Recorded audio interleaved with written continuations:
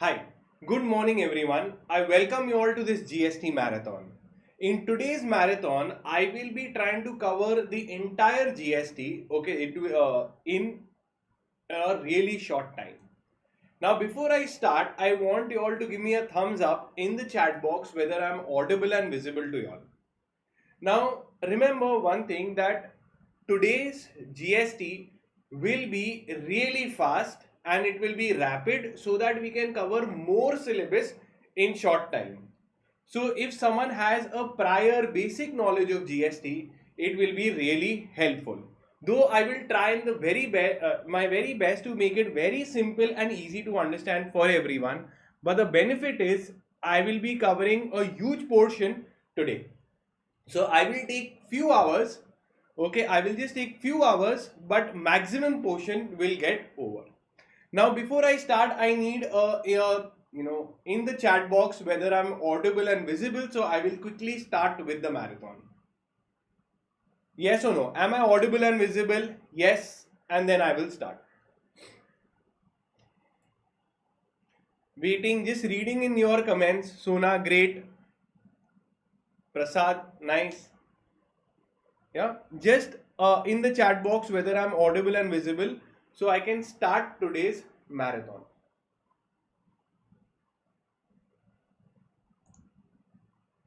Yes. Audible and visible, yes or no? Yes. Audible, great. So let's begin with the marathon. Now, good morning.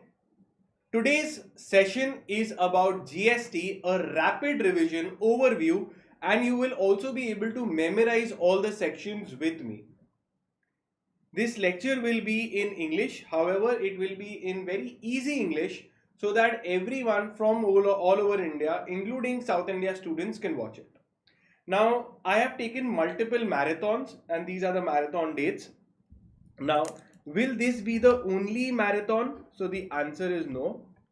We are going to have a GST marathon on these dates, the other days. Collectively, I will cover the entire portion. Now,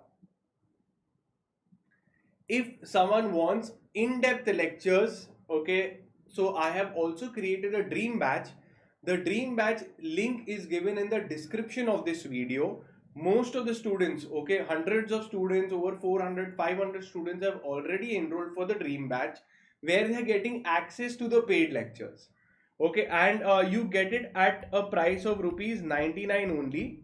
The validity will be till your exam date, so even one day before the exam you can watch all the sessions, whichever topic is left you can watch it. And yes, those lectures are in depth and you can watch it on your laptop as well as on your phone. Secondly, this is unlimited view, so go ahead, take the benefit. It's a gift from all of the faculties to you all. Okay, make the most out of it. The dream batch with the marathons is all that you need to excel in your exams. Now, let's start with the lectures. Now remember, this marathon is going to be applicable for both old and new syllabus students. Old and new syllabus students. Okay, so the old syllabus students will have it in MCQ form, whereas the new syllabus students will have it in a detailed writing form as well. So there will be proper sums that they will have to solve. So in the dream batch, everything both has been covered. And now I will be starting in a rapid way. So before I start, we always start with on a positive note so that 3 hours with me and I will give you tremendous confidence in entire GST subject. I've written a book on GST as well. It is available on Amazon and Flipkart as well. So remember, in the chat box we will write exemption, because you know that in your entire tax law paper, if you grab GST, okay, and you get around 30-40, you can easily clear your paper. Next is second is the Customs Act. I have taken on YouTube. It is trending on number 1.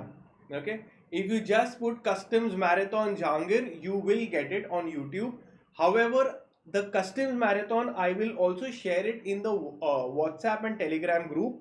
The links are in the description of the video, and I believe most of the students are there. I will be recirculating that Customs Marathon. Else, you can just search it on YouTube. You will get it. It trends on the first page only.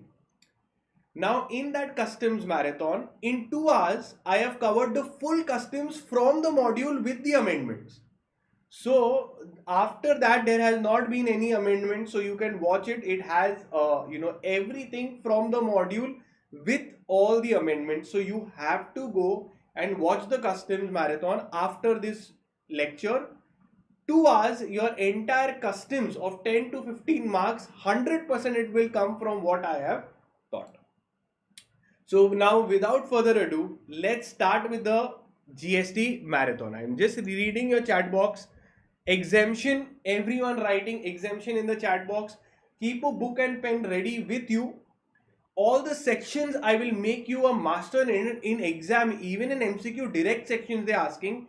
Even in your detailed, I will tell you which all sections come in the exam. I know everything. What section will come in your exam has been coming. All I know, I'm doing it from so many years. I am even practicing, a practitioner for GST as well. I give GST advice up here for matters in GST as well. Okay, before the officers. So today I will be starting. Okay, and one more thing, just before I start, on a positive note, all the students who are watching this right now, hit the like button as well. That likes just feels really good, and it feels positive. So go ahead, hit the like button. It creates a smile not only on your face but also on my face.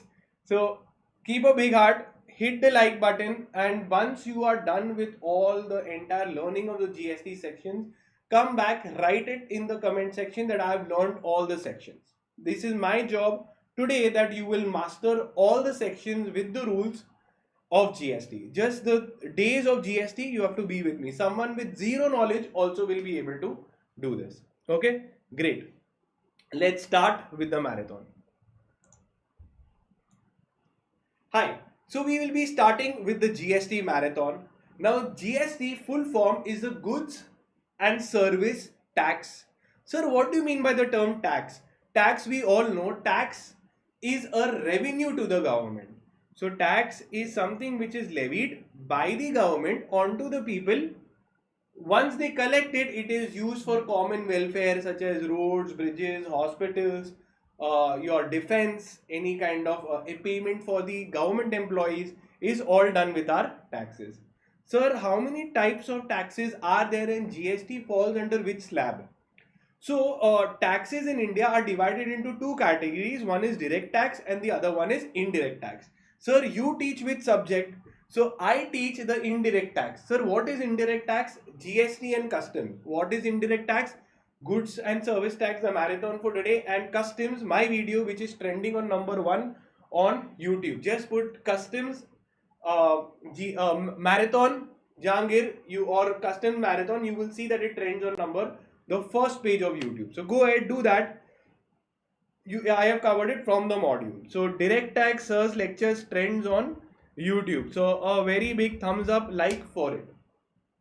Direct tax is nothing but Income Tax Act 1961.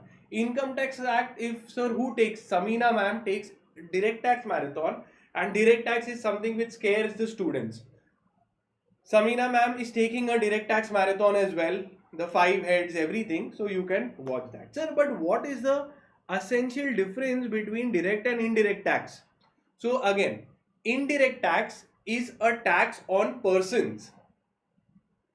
Means if I am a salaried employee, if I am having income, my salary is deducted under Income Tax Act. So Income Tax Act is levied on a person, on person's income. Whereas GST, indirect tax, is a tax which is levied on goods and services. You must have paid GST whenever you are buying goods or availing any service. Yes, sir. Now, why it is called direct and why is this called indirect? Can anyone tell me? So, logic is, indirect tax the tax is paid by the person, the assessee only. He cannot collect it from anyone. So if my income, I will have to pay the tax directly to the government. So if I go to see in direct tax, what happens? The person, the assessee pays directly to the government. Clear till here? Whereas in indirect tax, who is earning the money in goods and services when they sell? So here you have a business. Here you will have a business like McDonald's, coaching classes, or any other business entity in between. They collect the tax. Collect tax from whom? From the customer. Customer pays the tax. When we go to eat, we pay the tax, and the business collects the tax and then pays it to the government. So this, they will then pay it to the government. So what happens? The who's ultimately paying the tax? So customer indirectly pays the tax to the government through the business owner. Clear? Here there is only two parties in direct tax. Here there are three parties in indirect tax: the customer, the business, and the government department. I hope it is clear. Now, what happens that both, can anyone tell me in the chat box which ministry regulates taxes, direct and indirect tax? Which ministry comes? So if you see, whether you go on income tax website or you go on GST website, it will be written Government of India, Ministry of Finance, Department of Revenue, and then you will see the administration is done by CBDT. For direct tax, there is a board, Central Board of Direct Taxes, and here we had something called as CBEC, Excise and Customs, but after the amendment, after introduction of GST, it became CBIC, which is Central Board of Indirect Taxes and Customs. Sir, very clear. Let's move ahead. Okay. Now, very important is, now there is something in tax called as taxable event. What it is called as taxable event. Sir, what do you mean by the term taxable event? For every tax, there will be taxable event, right? So if I say income tax, so income tax will be levied on income. So whenever there is an income, the event occurs, the tax occurs. So that is called as taxable event. Custom duty was an import export. Similarly, service was there on, whenever service was given, service tax is the taxable event. Then VAT, whenever there was all these are earlier taxes. Whenever there was intra-state sale of goods, VAT used to be levied. Whenever there was manufacturer excise used to be there. Okay, CST used to be interstate sale of goods. So this was what was the mechanism prior to GST. Sir, is it important? Yes, around 2 to 5 marks is asked from the history or the introduction of GST, indirect taxes. So for services we had service tax, for goods we had CST, we had VAT, excise duty, etc. Then came the concept of GST, which government said that why have multiple taxes for goods, separate for tax for services, why have so many other kinds of taxes? Why not have one GST, goods and service tax, which was levied on all goods and services? Okay, so then we came to the subsumed into GST. So what does it mean?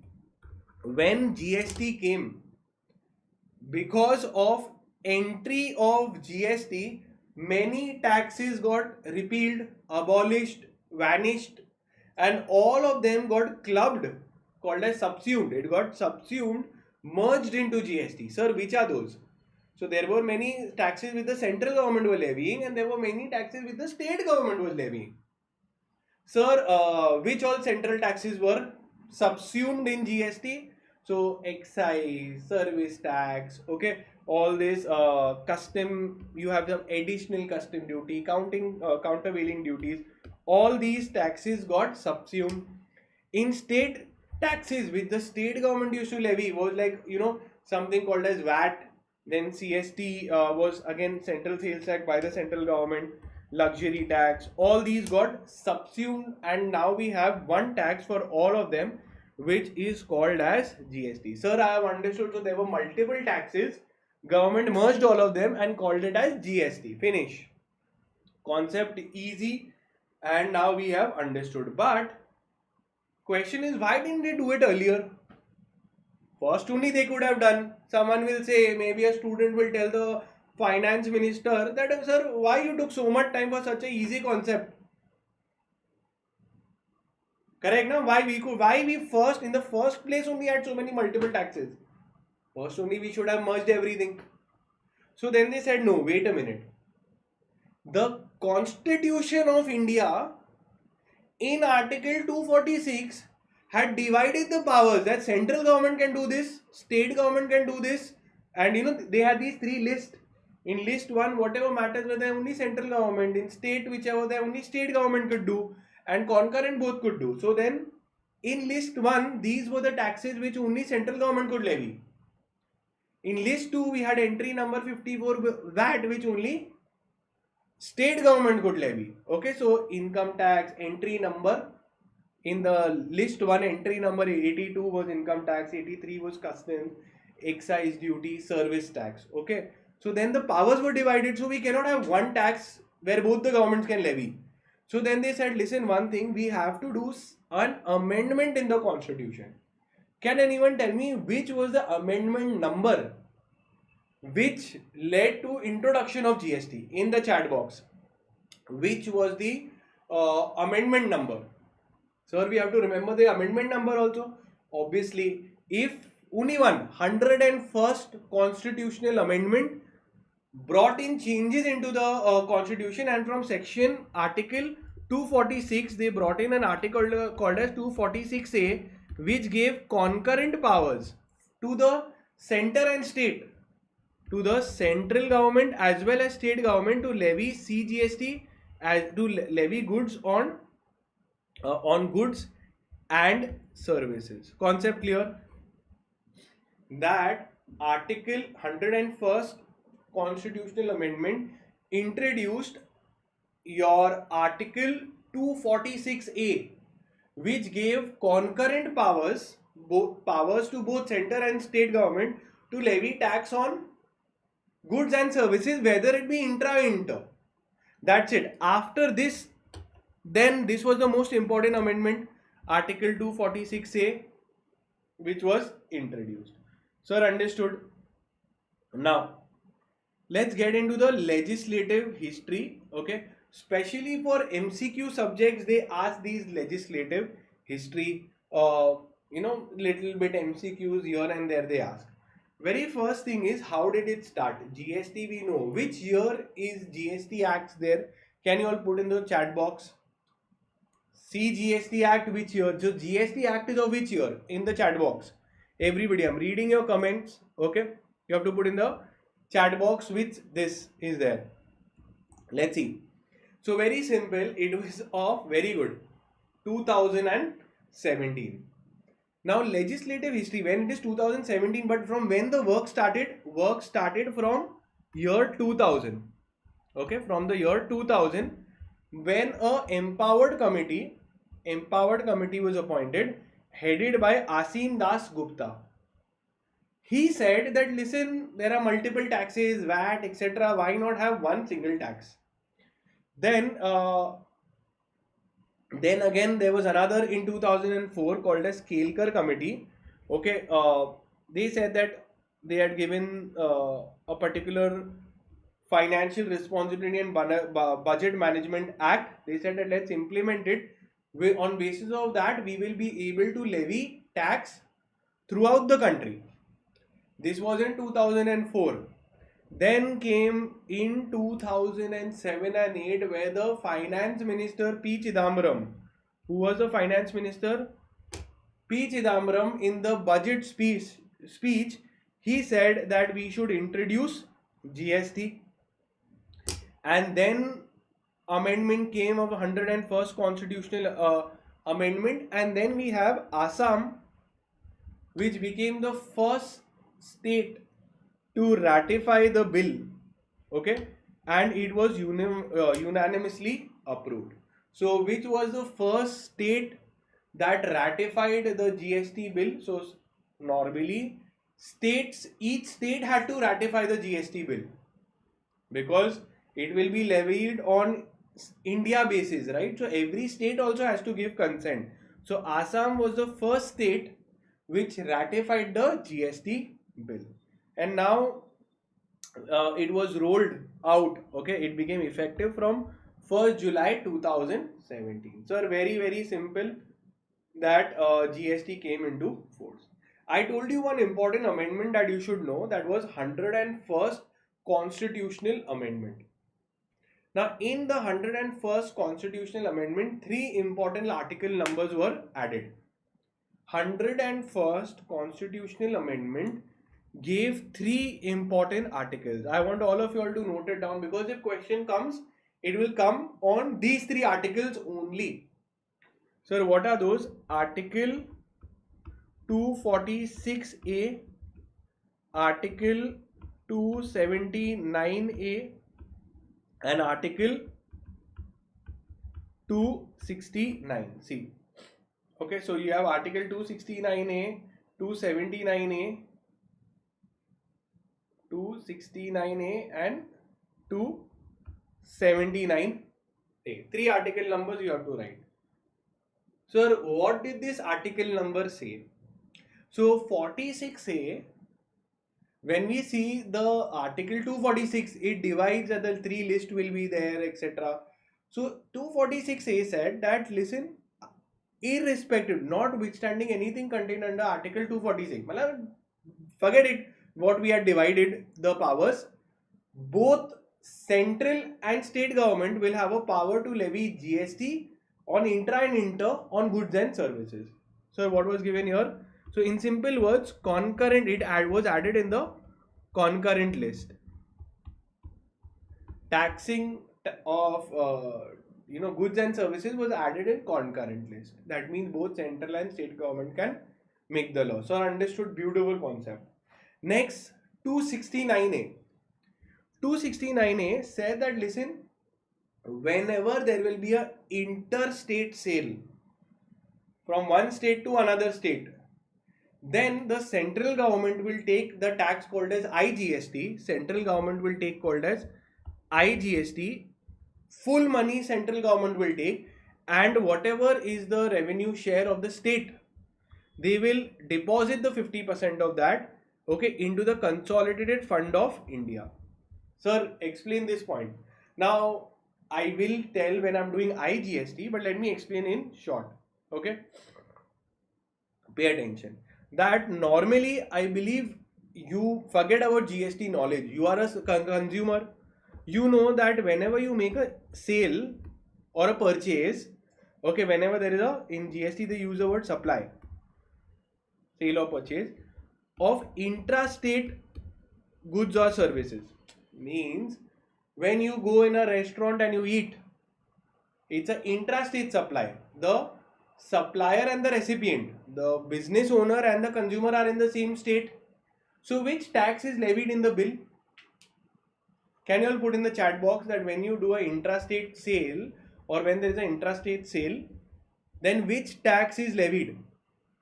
In the GST bill, normally when you go to your grocery shop or you go to buy clothes, which tax is levied? Quickly, I'm reading into the chat box. I need you all to participate. Okay? I need you all to participate. Very good. So it will be your CGST Act. Okay? And it will be your SGST. CNS is levied. So central government will get, so if the tax rate is 18%, 9 central government takes, 9 state government takes. So the revenue is shared equally. Revenue is shared equally among the center and state. So if I'm in Maharashtra, you're in Tamil Nadu, someone else is from Kerala, okay? So, or someone is in Hyderabad. So the state tax in the state, what will happen is both the central will take half and the state will take half. Sir, I have understood. So that is why you see 99. If 18% GST is there, 99 is taken. Okay, so on. But if you notice interstate sale, order something online from abroad. So in interstate sale, if you order something cross border, okay, you import certain goods, or you import a laptop, you import a car, or you sell it from one state to another. Okay, you are from Maharashtra and you order a transaction from Gujarat. That time, this I don't think as a consumer you must have done these kind of goods, but online ordering so must be there. That time you will see that the tax which is levied is called as IGST. Integrated, one tax is only levied. Like how here you have 99. IGST is an integrated tax because there are two states involved. So the central government will take 18%. The central government takes 18%. Who collects the IGST? Central government. They take the 18%. 9% they will keep it, and other 9% without depositing. So 9% they will take. This happened in the back end. Central government, and other 9% it will be without depositing into consolidated fund of India. It will be given to the respective state government after applying. Sir, logic kya hai iska? What is the logic of this? So very simple. Here there was never a problem because there was only one state involved. It was only Maharashtra involved. So state government is to directly get. But here there is two states involved, so there can be a dispute who will get, etc. So central government will decide. So central government takes 18% entirely. They will put 9% in consolidated fund. The other 9%, that is the other half, will, without being put into the consolidated fund, they will have to transfer it to the correct government. Normally, which government they will give? To the supplier or to the recipient? So you have to know the entire GST laws. There is a lot of things there. But remember, I'll give you a hint. If Maharashtra, the supplier is there from Maharashtra, and Gujarat, there is the recipient.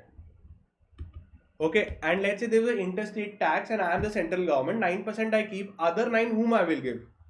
So which government will get tax? Will get the tax or GST? In the chat box, I want everyone to answer. This is a conceptual question. What is a conceptual question? That there is a interstate sale from Maharashtra to Gujarat. Interstate sale from Maharashtra to Gujarat. Central government will collect the full tax, 18%. Then half of it, that is 9%, without depositing to the central to the consolidated fund, they will have to give to the government. Now my question is, if you have some knowledge of GST, my question is, which government will get? Both government will get, Maharashtra will get, state government will get. Which government will get the 9%? Okay, so which government? It's a very important principle that I'm asking and going to explain to you. Okay, this will fit the concept in your mind, and you will see some questions have also come in the past. So I want you all to explain, give in the chat box, Maharashtra, Gujarat. Let's see how many of you all get it correct. Okay, Maharashtra. Everybody is saying Maharashtra. Everybody is saying Maharashtra. Very good. There are some saying Gujarat also. Some are saying both. Okay, so let me explain. What is the scene that GST, now pay attention to this. GST is a destination based consumption tax. I want you to write this line, okay? Destination based consumption tax. So GST is a destination based consumption tax. That means the destination where the consumption is happening is important.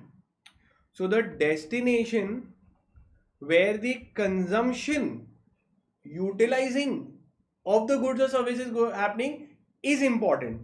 So the Gujarat government will get the this because the consumption will be done here. So consumption is here. That means why we are rewarding the Gujarat government, and listen, you have buyers. Very good. There must be people who can afford so much money. So the Gujarat government will get the revenue because the consumption is happening there. So the GST is a consumption destination based consumption tax. If you understood, hit the like button and write the word beautiful. Okay, beautifully explained. Okay, so these three important we did, and the third article which is left. Okay, third article which is there, which is called as GST Council. And it is one of the most important and one of the most asked question also in exam. 3 marks is sure shot. Okay, from the when I say that 5 mark comes from introduction, actually in introduction they ask GST Council. They ask GST Council. Sir, what is GST Council and what do they ask? Not a single question will come outside this much. Two pages, huh? Only 2 pages of it. Starts from here, 1 page, and this is the second page. That is it. From year to year, nothing else will come out. Let's start. Okay. So, first is we've heard something called as delegated legislation. Yes or no? Delegated legislation. Sir. So let me just tell you, just in case if you don't know also, Parliament cannot pass day-to-day laws, right? Rules, regulation, bylaws, they cannot do. Then they delegate the power of making some rules. Parliament makes the act. See, GST Act has been made. GST Act has been made. Now on regular basis, bringing in amendments, changes is delegated to an authority. In India, it is called a GST Council. So in India, any kind of tax rate changes, form rates changes, or any kinds of changes with respect to anything is handled by the GST Council. Concept clear? So GST Council is the authority which regulates GST in India. So by making amendments or changes in laws or passing laws with respect to everything, invoicing, threshold for registration in GST, procedure for registration, return filing in GST, everything. So a beautiful concept. President of India has the power to constitute GST Council. So all these small little things they can ask, okay, in the exam. Who has the power? President of India. Now, when you go in the GST Council, who all are there in GST Council? You think there would be law interns? There will be actor, actresses in GST Council? No. So, who will be there? There will be the Finance Minister of India is the chairman or chairperson. Okay. Union, that is the central government finance minister, who is the finance minister of the country, is actually the chairperson of the GST Council. Then from states also, whoever is the revenue minister will be there. Minister for revenue is also a member. Then again, minister in charge of taxation and other members will nominated by the each state government. Okay. So one is the finance minister of the country, finance minister of the state, and other members as appointed by them. Now, what is the role? As I told you, they give recommendation, they give changes, they pass the law. So every year when we see the finance bill, so we are all wondering what will happen, which sector the government will do, online gaming 28%, okay, all of this. Now also remember, if you want the depth lectures for all of this, please go into the comment section and inform your friends also for the dream batch. Okay, it's a very big gift. Only if you enter in, you will know. There are hundreds of students who have already taken the benefit, and nobody does this. Okay, they give access to paid lectures, etc. So you will get any concept of GST that is pending for you. Go and study from it, finish it off. I have given full access. Now, role of GST done, amendments. Now come to quorum. For example, in a company law also, when you read section 174, is the quorum for board meeting. Okay, and for your particular general meetings, can anyone tell me the quorum? General meeting, I want to know the quorum. Section number for general meetings and company. I'm just testing your company law knowledge also. Okay, quickly, I'm looking into the chat box. 174 is quorum for board meeting. Just for the sake of it, just asking, let's see, put in the chat box what is the quorum, section number for quorum of general meeting. Now, obviously, we are company secretaries, we should know the Companies Act. When I say quorum means what? Quorum is the minimum number of persons required to begin the meeting, to start the meeting. If the quorum is not present, the meeting has to be adjourned. Means there has to be minimum number of people. So in GST Council, how many are the minimum number of people? So the quorum is half of the members of the GST Council should be present. So what is the quorum? So half of the total number of the members of the council shall constitute the quorum. So what is it? Answer 50%. 50% of the people, once they are there, only then they can start the meeting. Otherwise, they cannot start the meeting. Every decision, whatever they have to pass, now they require requisite number of people to, like how in company law also we have to pass resolutions. Certain number of people have to approve the transaction to make it ahead. So it says 3/4. Now pay attention to their very interesting method they have given. Every decision of the GST Council shall be taken by the majority of not less than 3/4 of the members present and voting. So what is the answer? In company law, as we say, special resolution. Similarly, for GST Council meetings, you require a special resolution. So we call it as 3/4. What we call it as 3/4. Simple, 3/4 of the people consent, it is done.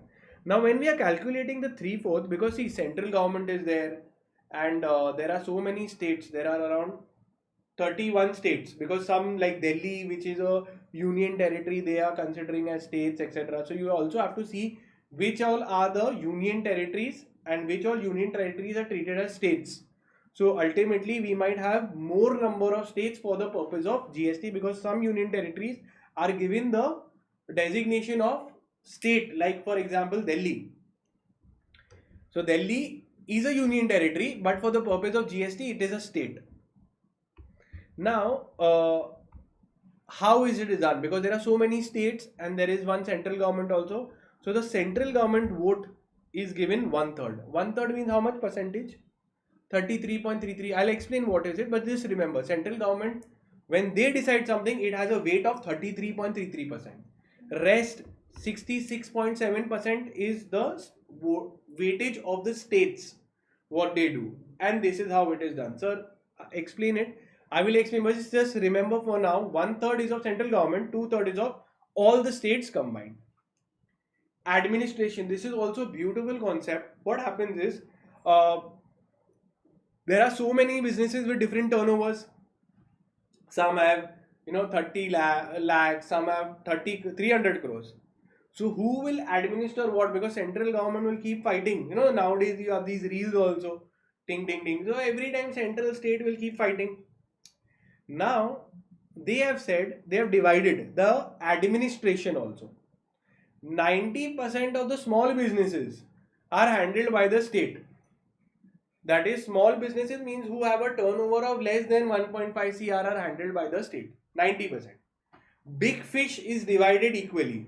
So big fish is 10%, that is 90% is given to state, 10% of the will. So 10%, so turnover, having a turnover of greater than 1.5 crore will be shared equally among the central. So big fish is shared equally, that listen, these people have more than 1.5 crore, half you take, half I'll take. In the half, I will see whether they are paying the tax, I will give them demand notices, etc. Clear?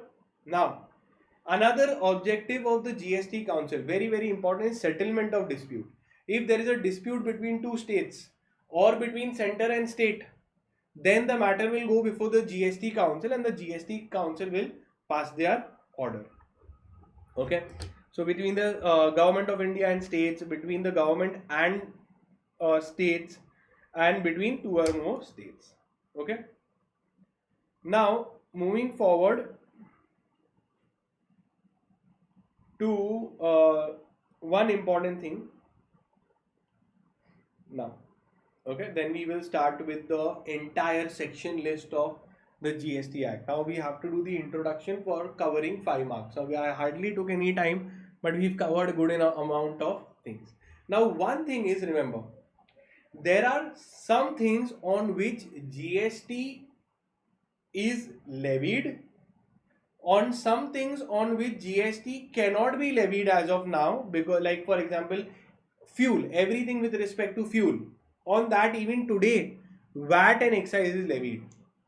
For example, petroleum, which all fuel you know, or aviation fuel, okay, natural gas, all this. These are all, if you have a vehicle, you know what all can be filled.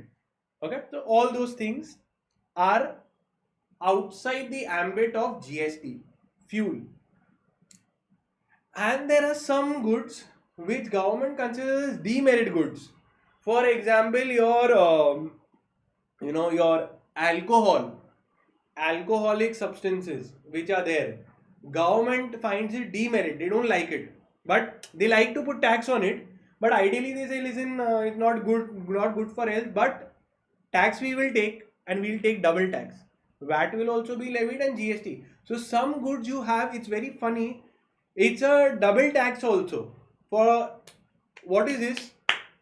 Some people have like this, right? I don't know, like this they have, and whatever they have, whatever. Now coming back, some people even have these cigars, cigarettes, they need tobacco.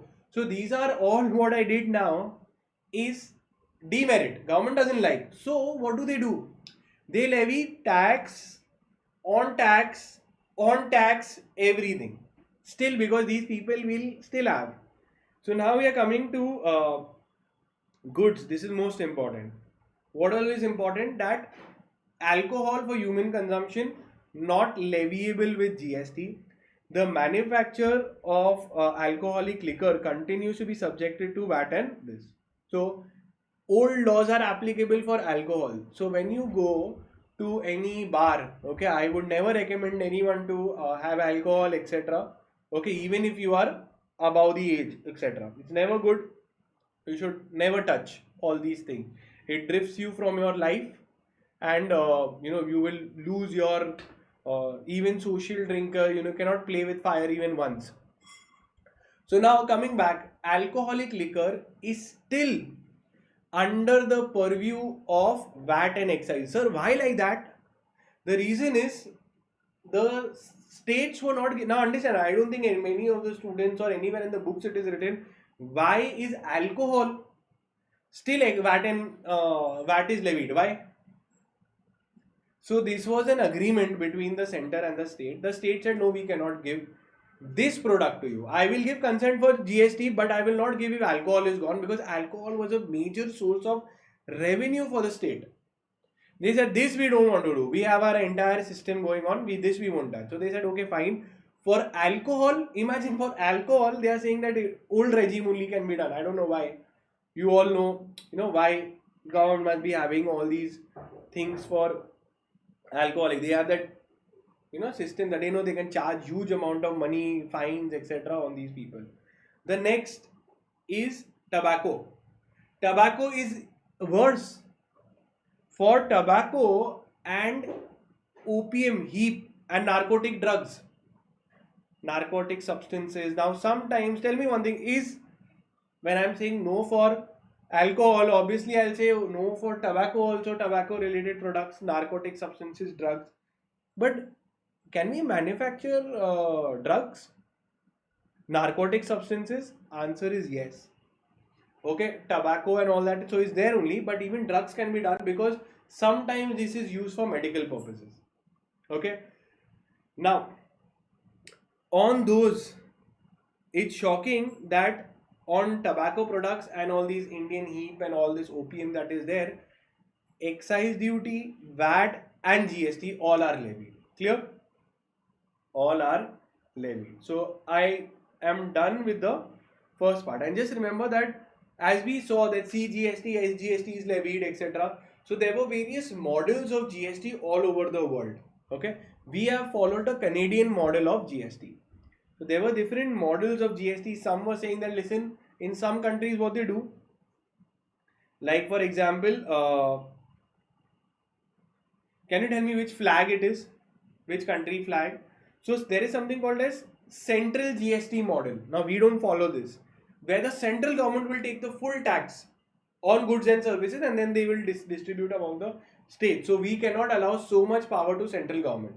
Countries which have excessive control of the central government enter into all this. For example, China, Japan, Singapore.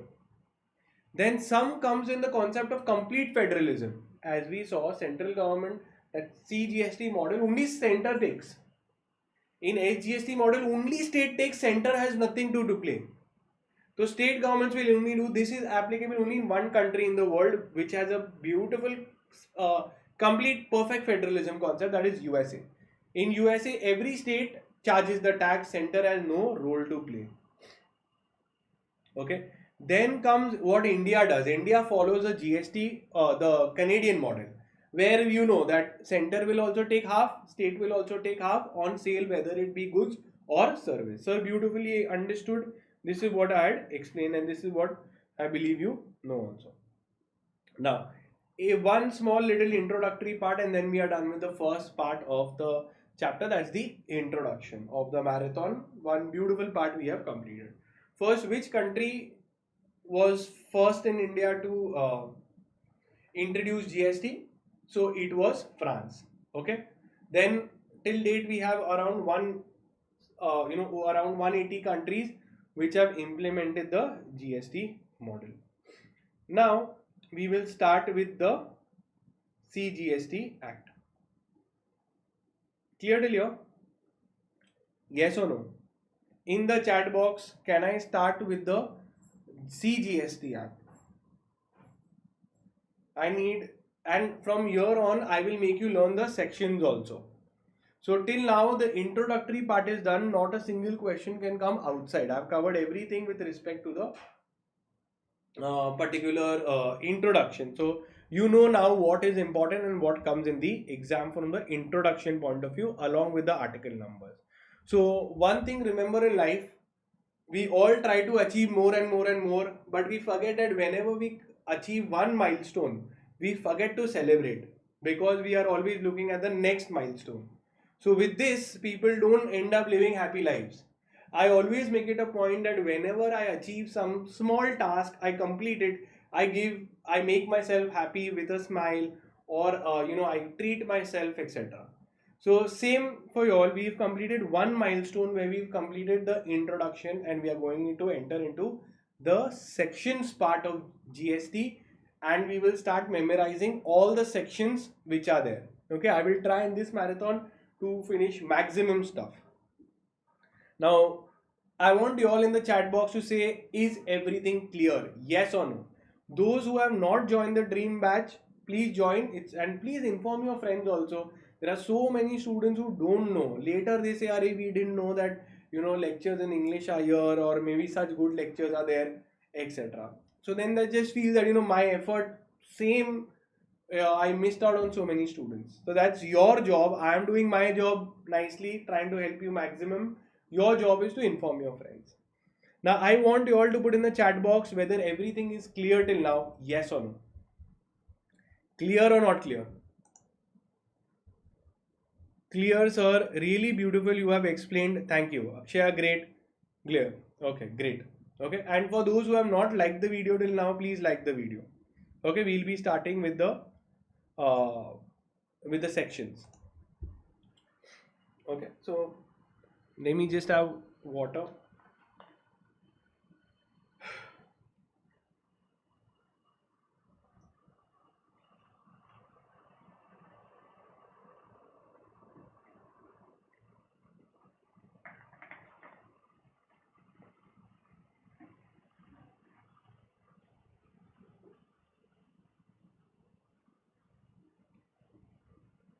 Okay.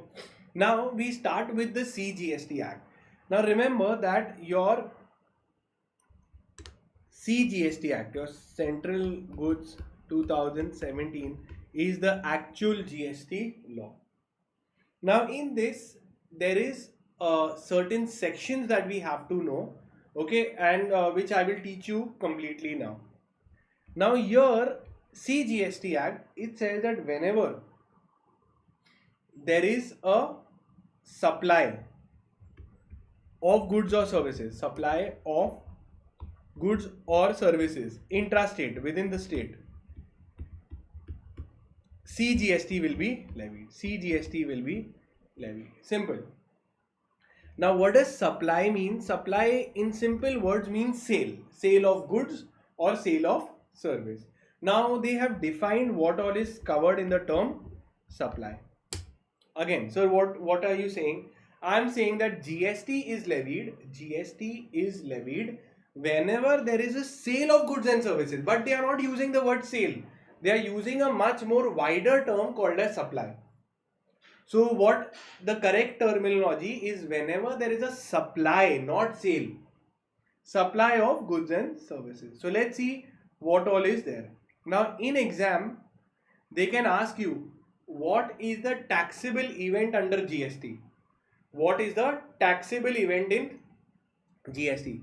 So remember that taxable event means when is the tax liable to be paid. So let's say if I have earned income in salary, will GST be applicable? Answer is no, that is not a taxable event. But if I made a sale of goods or sale of service, then yes, that becomes a taxable event. So in GST section 7 is the taxable event which calls it as supply. Okay, now let's see. Section 7 we are doing. Now section 7 says that first thing, how many subsections are there? Let's see. Section 7 subsection 1, it has 3 parts, then 1A, 2, 3, it is there. Okay, so let's see. You can open your modules and wherever your notes are there, I will directly give you into this part. Now there is one thing, that section 7 subsection 7.1a, subsection 7.1b and subsection 7.1c. So section 7.1 A, B, C. It tells you that supply means. So what is supply? Includes. It includes. So they are saying that listen, all these things, all these transaction is included in the definition of supply. So whenever it is a supply, it amounts to a taxable event. And whenever there is a taxable event, GST can be applied. Clear? So section 7 subsection 1 has given you certain transactions. All those transactions are deemed, are called, are included in the definition of supply. So let's see. So first they have given you all forms of supply. They've given you sale, transfer, exchange, all these things are supply. You can see those lists.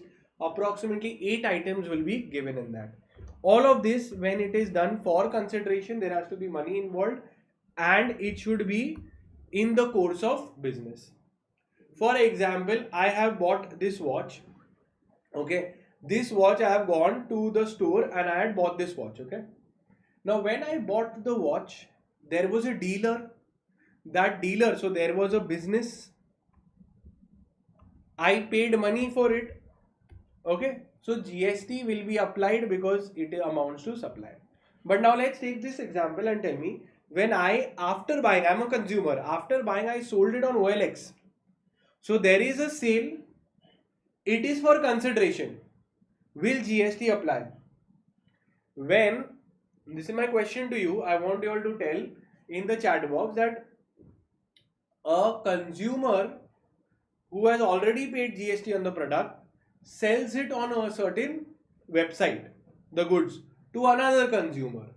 Will GST be applied? Yes or no? Into the chat box, I want you all to be participative. Yes or no? Okay. Is GST applied when a consumer is selling it on OLX, XYZ platforms? You all can reply. I'm reading up your chats also. So it answer is no, sir. Very good, Shubh. What about others? No, Sona. So your concepts are perfectly clear. Why no? Because it is not my business. I'm not into business, right? So when a business dealer sells goods for consideration, it is considered to be a transaction. It will be covered. Now, second case also, which is very interesting, is covered when I do a import of service for consideration, whether it is business or no. It is GST's app. It is treated as a supply. Sir, what? Second, section 7(1)(b), when you read, it is a import of service. For example, when I have bought a subscription from Netflix, so what happens is I'm importing the service of watching the movie, that maybe the Netflix, I'm watching some Oppenheimer, or I'm watching some good nice web series. I'm watching Friends. Now these are all US based movie makers. So Interstellar, etc. So when we are watching these movies from abroad by taking subscription, Netflix is maybe, let's say, US based. So I'm importing the service, I am paying consideration, but it's not my business. Recipient's business is not there, but still GST will be applied. So for import of service, when we pay consideration, GST is applied. Now coming to Schedule 1 transactions. Schedule 1 transactions is where it is for business, consideration may not be taken, but it will be treated as supply. Actually, law is saying it is deemed supply, and then GST will be applied. So what do you mean? See, this input of service need not be for business. So again, if you all tell me in the chat box whether there will be a particular GST applied or not. Let's say there is a choreographer. Okay, now the choreographer is teaching me certain dance steps. He is based in USA. Okay, so he has taught me, let's say, this particular step, and I have learned this step. I have paid money for learning these break dance or maybe moonwalk, etc. is what I'm learning. I'm learning from someone abroad. I'm paying the money. GST is applicable, yes or no? Yes or no? Okay. Is GST, I'm reading up your comments. Yes, so GST obviously will be applied. Now, because whether it is not for business purpose of the recipient, it is still fine, GST is applicable. Now, looking for the other scenario, what is the other scenario? That the third scenario, it's my business to deal in laptops. Now my sister comes on Raksha Bandhan into my store, picks a laptop, okay, picks a laptop which was ideally for sale, and she says, thank you so much, thank you, bhai, you've been very nice, and in Raksha Bandhan I didn't take. I said, you take, it's my gift to you. What I did, I gifted a business laptop which was ideally for sale because she came into my store, and I did not charge anything. Will GST be applied? Yes or no? So what is happening actually? There is a zero consideration. There is a zero consideration. No money taken by me. Will GST be applied? Imagine no money, only still GST will be applied. Yes or no? Into the chat box. Into the chat box. Will GST be applied? Will it be treated as a supply? Waiting. Okay. So answer is yes. Because section 7, subsection 1, subclause C, say read with schedule, this comes in schedule 1. It says that certain items are deemed to be supply even if no consideration is taken, provided it is in business, in the course of business. Simple lines covered. Okay. Now let's ask you one question. Imagine, just I want a opinion from you all. Okay, I want a opinion from you all. If you had an option, okay, or maybe if I say that you would say, other than in India, you will get a chance to stay in any other country, which country would you want to stay in? Everybody into the chat box, my question is to you, is that which country would you want to live in other than India? Okay, so which country, if you had an option, where would you live? Into the chat box. I want to see which all countries you all are saying, etc. What all you all are choosing. Now, you all can put in the chat box. I will tell you what it is. Now, imagine if you want to settle down in another part of the country. Okay, I will see what option you are saying. You try to consult a consultant who is abroad in that country. Will GST be applied? Yes or no? So what am I doing? I am hiring a consultant from abroad to ask that, listen, what is the immigration law to come up in your country? Whether I have to, I can start, or I can come on a work visa, or I have to come on, education, visa. I can come on a study visa. What is it? So if I want to ask all these things, which all exams I have to give, IELTS, etc.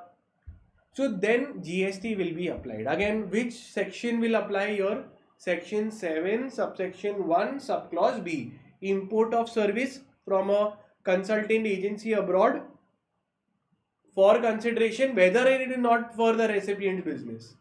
Clear? So let me just see, and I'll tell which all countries you all have chosen. Okay. Okay, which? Canada. Very good. Korea. Why would you want to live in Korea? Maybe, okay. I believe you must be saying for South Korea, not North Korea. Okay, good. Canada, Brazil, only India. Very good. Okay, so yes, sir. Supply. Perfectly understood. Let's move ahead. Let's move ahead. Now, when we see, there are in entire section 7, all the three schedules will be hit. Now there are three schedules. There are three schedules that are there. Schedule 1, 2, 3 in GST. How many schedules are there? There are three schedules in GST. Schedule 1, Schedule 2, Schedule 3. Schedule 1 gives you deemed supply. As you saw in section 7, subsection 1, section 7, subsection 1, subclause C, they had mentioned Schedule 1, which I told you, even if it is without consideration, it is a deemed supply, it will be, GST will be applied. And when you go to this, you will see the word trip. There are 4 such transactions given. Now coming to Schedule 2. Schedule 2 actually classifies what transactions are goods and what transactions are service. Sir, how simple it is. Why can't anyone with eyes will be able to detect whether it is goods or service? For example, if this mouse is there, okay, this mouse, it is goods or service? Goods or service? Quickly, whether dealing in the this is a goods or service? Obviously, why would I want to classify and have an entire schedule explaining whether it is goods or it is service? Common sense, right? If I can see that it is goods, it is tangible, it will be goods. If it is intangible, it will be service. Now I'll tell you why they have bifurcated. Firstly, for goods there is a separate rate. For services there is a separate rate. For goods there is a different time of supply and rules.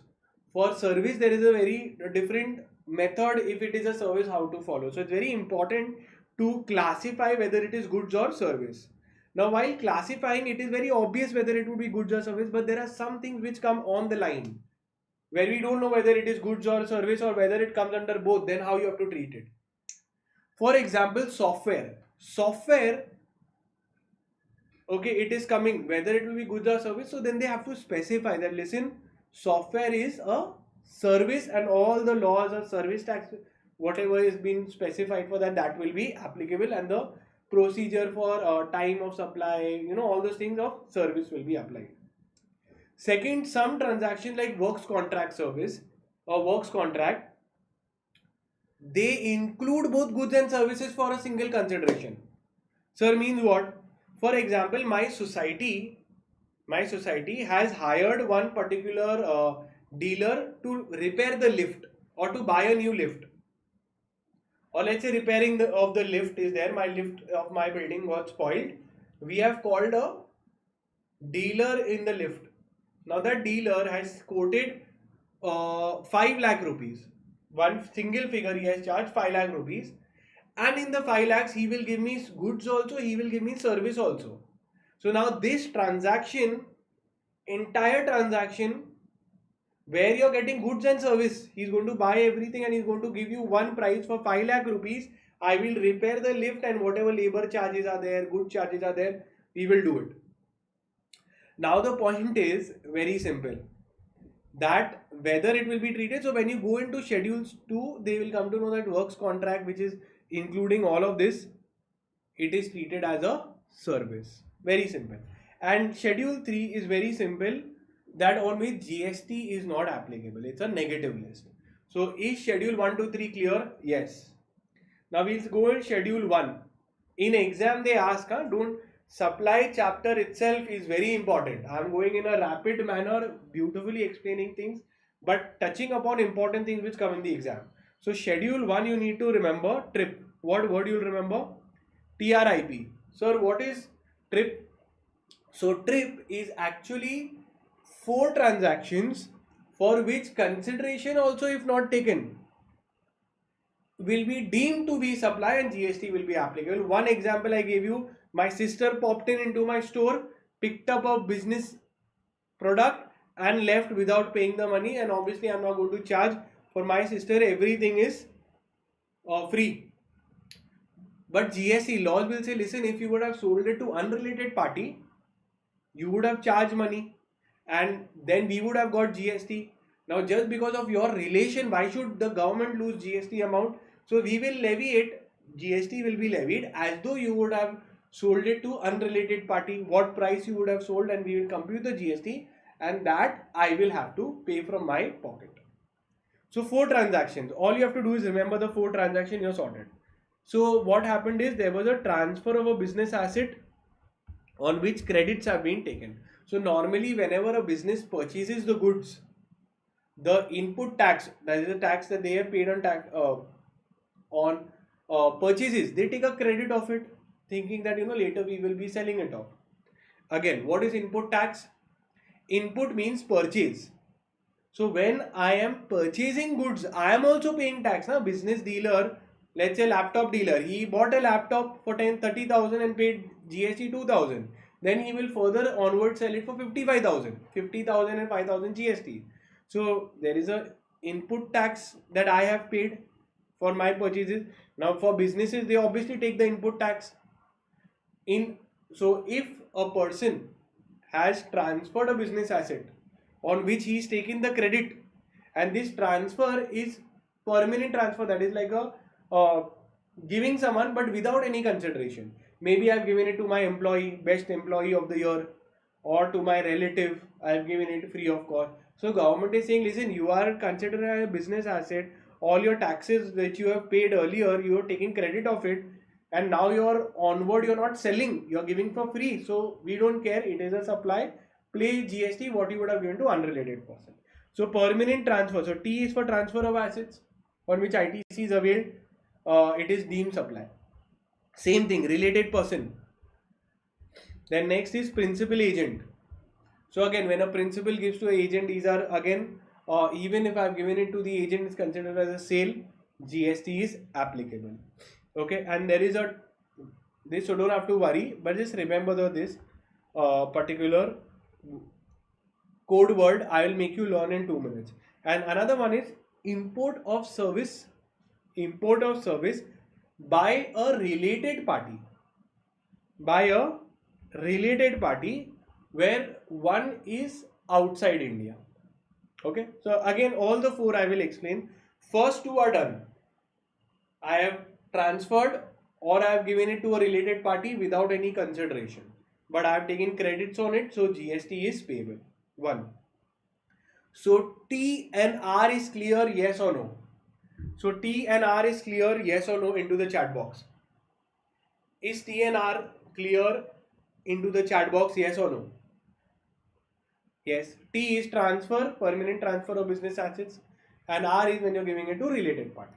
Maybe I'm not giving it to related party, I'm giving it to employee. So then, permanent transfer we are coming. So T and R is over. Now we are doing P. T, R, this P is for, T, R, I, P. P we are doing principal agent. So whenever there is a transaction between principal and agent, even if there is no consideration, it is deemed to be a supply. GST is payable.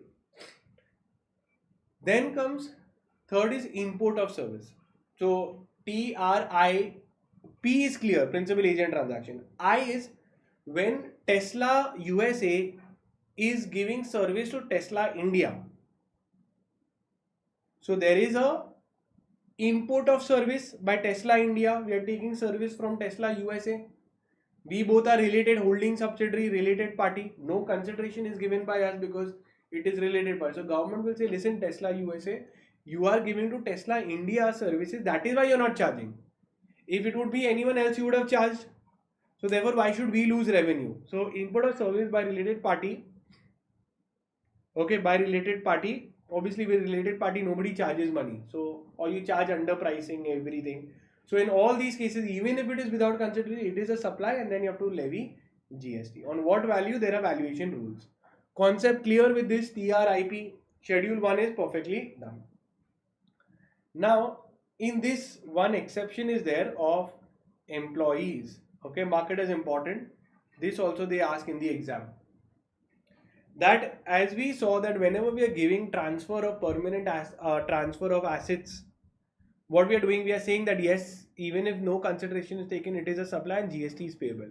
Government has kept an exemption that even if I'm transferring certain business assets without consideration, no GST is charged of a small amount, which the government says, okay, fine, businesses normally do. So to employer giving to an employee of the year, up to 50,000 rupees is exempt. How much? Up to 50,000 rupees is exempt per year by an employee to his employee. So per year, per employee, 50,000 it is allowed. So if I give a laptop, business laptop, which is worth 60,000, then since it is above 50,000, the entire 60,000 will be taxed. But if it is of 45,000, entire amount will be exempt because up to 50,000, all gift is allowed. But moment it exceeds 50,000, then the exemption is not there. You have to pay the full tax. So gift by employer to employee for employee of the year, it is allowed. So there is Christmas, and the employer wants to give gifts. What you will say, up till what amount you can give? Answer is up till 50,000 you give, no GST will be applied. Sir, understood? And we are done with section 7. So section 7 is completely done. Now, wait, just a sec. In section 7, then we did your schedule 1 is over. Now we'll see schedule 2. Schedule 1 is done. Now we are seeing schedule 2. Sir, what is schedule 2? Schedule 2 says whether it's goods, transfer of goods or service. Very simple. Whenever ownership is transferred, it will be goods or no. In goods, ownership is transferred. But if I give a car on rent, it will be treated as service. So this is what they are saying, that whenever title, that is ownership is transferred, whenever title or ownership is transferred, it is called as, whenever this is transferred, it is treated as supply of goods when title is done. But title is not done. I've given a car on rent, you've gone to Goa, and you've just taken a ride and you give the car away, then service tax will be applied. Similarly, land which is there, if you give it on lease, and that is why when you see renting of commercial property also, GST is applicable. etc. So this list is given entirely. Out of this list, one is very important. One is very important, which comes for real estate companies, for real estate purpose. So what is it? Let's see. In real estate, what are they saying?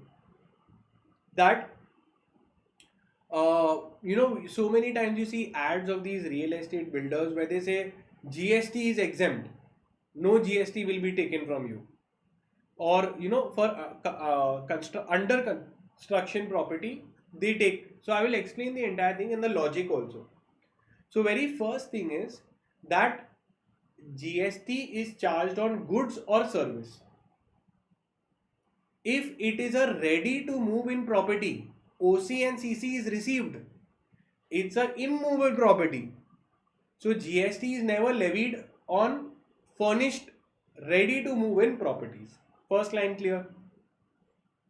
Then GST is only levied where the construction is pending. Why GST is levied? Because for the construction service given by the builder to the employee, to the person, owner of the flat. Okay, construction services we are levying. So now how do you determine that when construction is complete and when construction is not complete? So again, if construction is pending, then yes, it is a service, but if construction is complete, then no GST is applicable. So what is that yardstick? So the answer is where the entire consideration is received after issuance of CC or first occupation, whichever is earlier. So if CC is received, completion certificate, in real estate there is a document called as completion certificate. Once that is received, or if people, because nowadays there are so many buildings where CC is not received, people have started living and it is going on also. So they are saying that whenever someone started staying inside, occupying the property, whichever is earlier, that means the property is complete. Concept clear? When is a property complete? Whenever CC is received or people start, one person starts coming and living in the property, we will believe that the construction is complete, and once the construction is complete, then no GST will be applied. So where the entire consideration is received after any of these dates, no GST will be levied. But if consideration is pending, is taken before any of these dates, GST is applicable. So before any of these dates, before OC or CC, money is given, then on that money GST will be applied. Then GST will be applied on the entire transaction. Concept clear? Yes or no? Very important point which is there. Okay. Now moving forward to other things. So we are done with section 7, schedule 1, 2, and the third schedule also we will do now. Now third schedule is a negative list on what all it is not there. So what all it is not there, very simple, that schedule 3 activities, section 7 subsection 2 also says schedule 3 activities. Now what is there? All the list is given. Sir, can you tell some of the points in the list? So one is employee giving service to employer. It is covered under Income Tax Act, therefore it is excluded under GST Act. Second, a sale of immovable property, that is a immovable property, stamp duty is levied, no GST will be applied. Services given by courts of deciding who is right and wrong, judges, parliamentarians, etc. is exempt. Then actionable claim except certain specified services which government will tell. Lottery, betting, gambling is chargeable and to GST. So for lottery, betting, gambling, obviously we know if you read the papers, 28% GST is charged on the particular gaming industry. So they have charged and so on. Okay. This is so we are done with schedule 1, 2, 3. Till here it is clear. Then we can move ahead to the next section, section number 8. Yes or no? Till here is it clear? Then so section 7 talks of supply, then it also talks of schedule 1, 2, 3. Now coming to composite and mixed supply. Now sometimes, now remember, what is it? Not everything are plain vanilla transactions where simple transaction. Sometimes they comes to bundled transactions. There is goods and services given together in one transaction, or there are multiple services given in one transaction. In that case, section 8 is applicable. Section 8 is applicable whenever there is a multiple supplies in a transaction. So what is the line? Whenever there is a multiple supplies in single transaction, it is called as whenever there is a multiple supplies in single transaction, section 8 will be applied. There are two types of it. One is composite and the other one is mixed supply. It's very, very simple. So let's take an example and finish it off.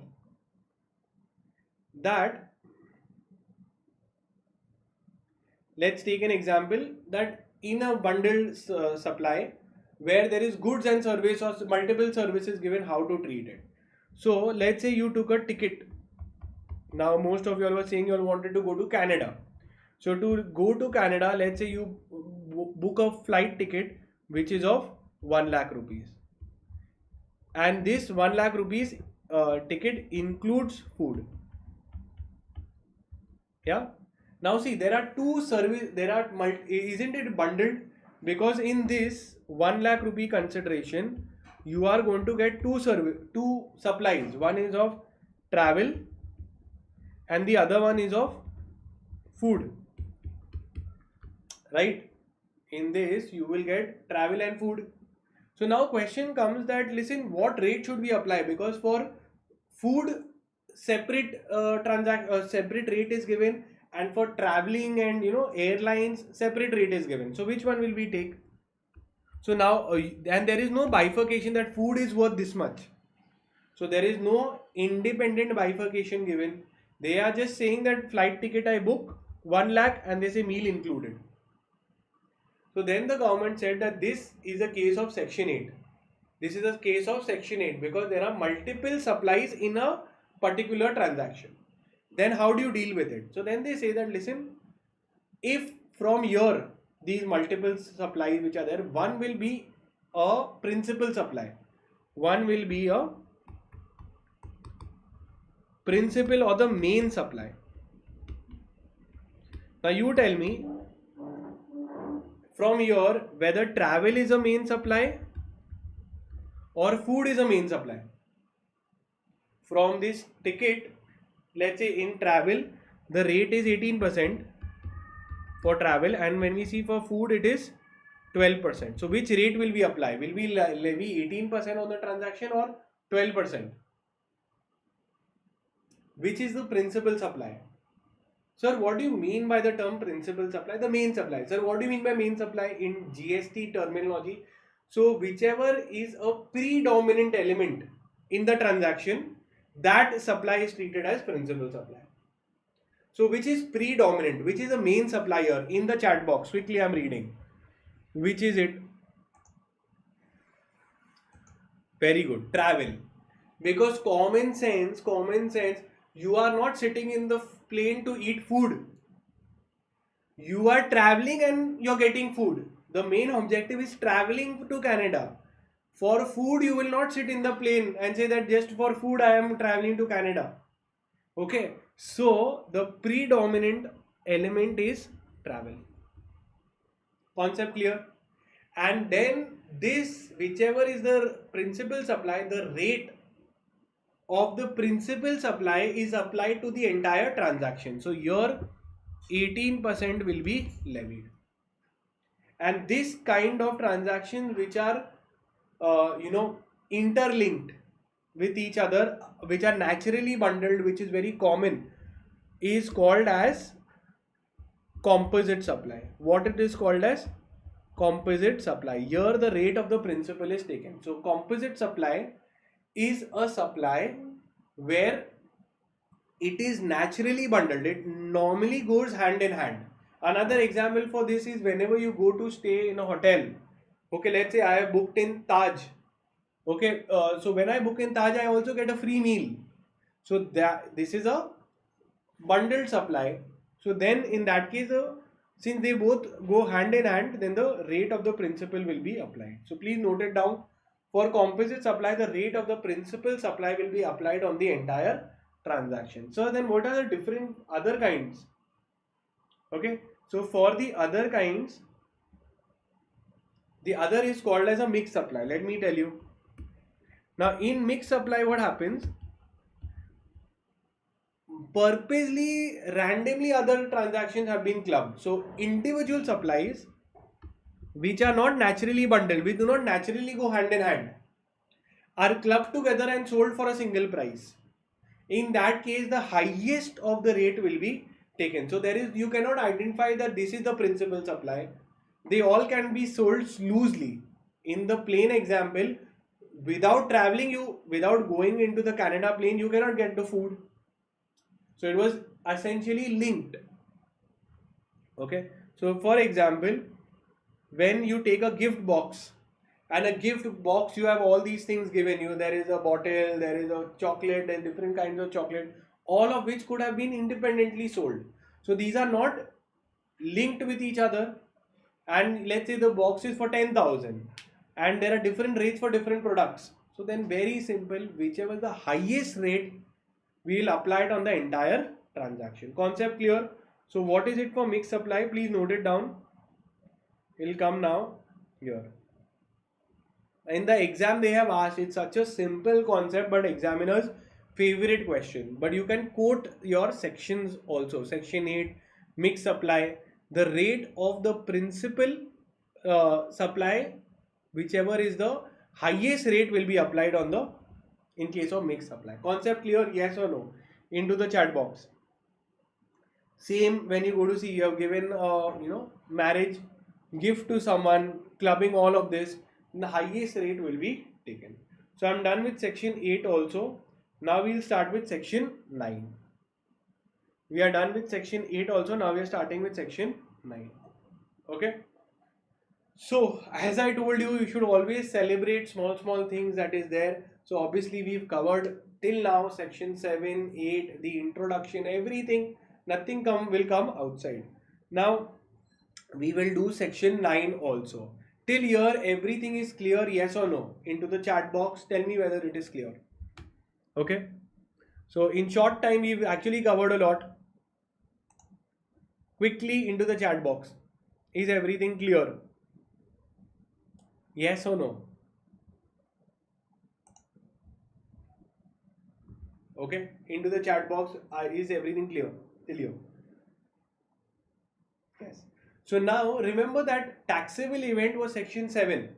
Now we are doing something called as charging section, which is section 9.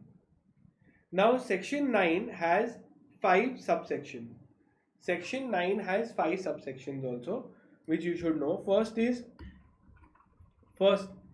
is section 9 subsection 1. Section 9 subsection 1 states that whenever CGST Act, when it will be applied, whenever there is an interstate sale, okay, CGST Act will be applied. Here we will see what is the highest rate also that can be applied is given. Then comes section 9 subsection 2, which will tell you that GST, which is non-GST goods. So this is the charging section, that GST will be applied whenever there is a intrastate sale. Intrastate sale, GST will be applied. In section 9 subsection 2, what they are saying, that whenever non-GST goods,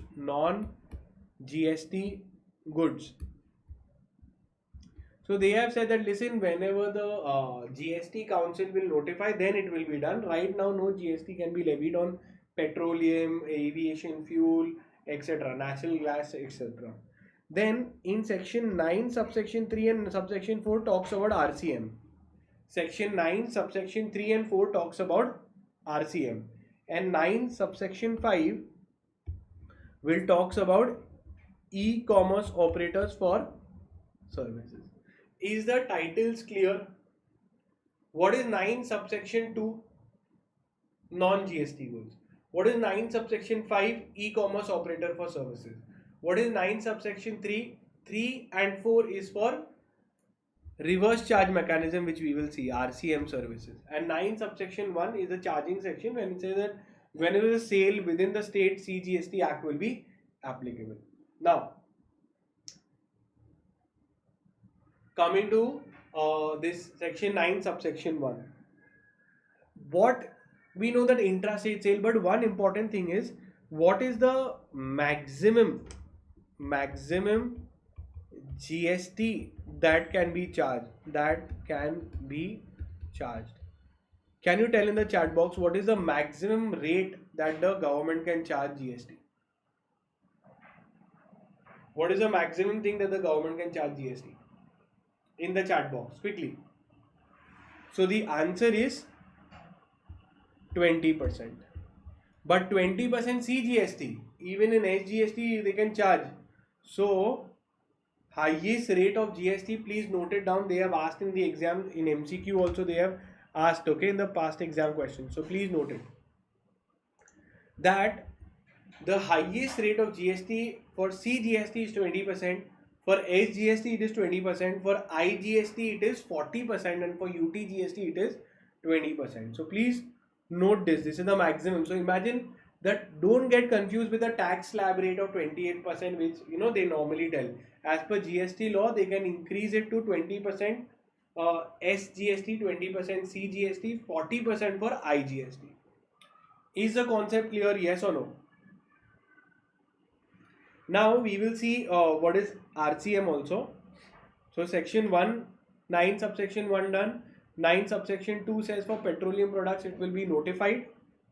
For 9 subsection 3, they are saying that government will notify certain goods and services which will fall under RCM, reverse charge mechanism.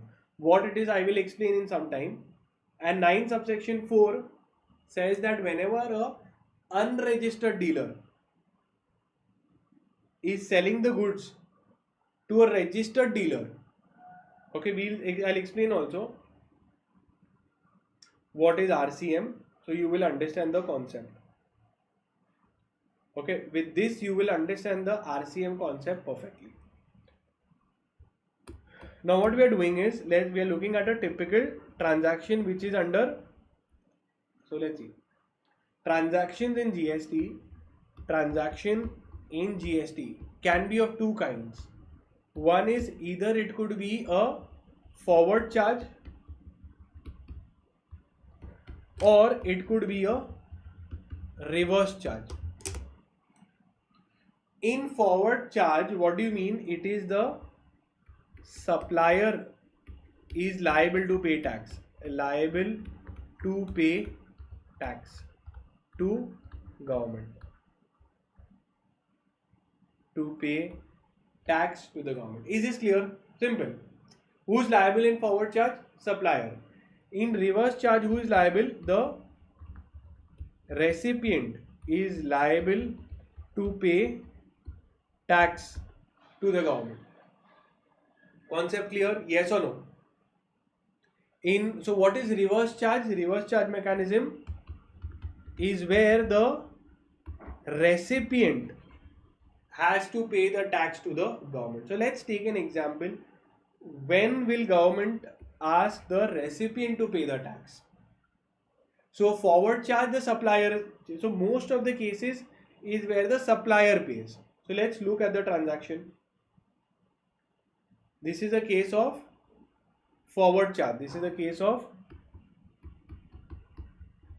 forward charge.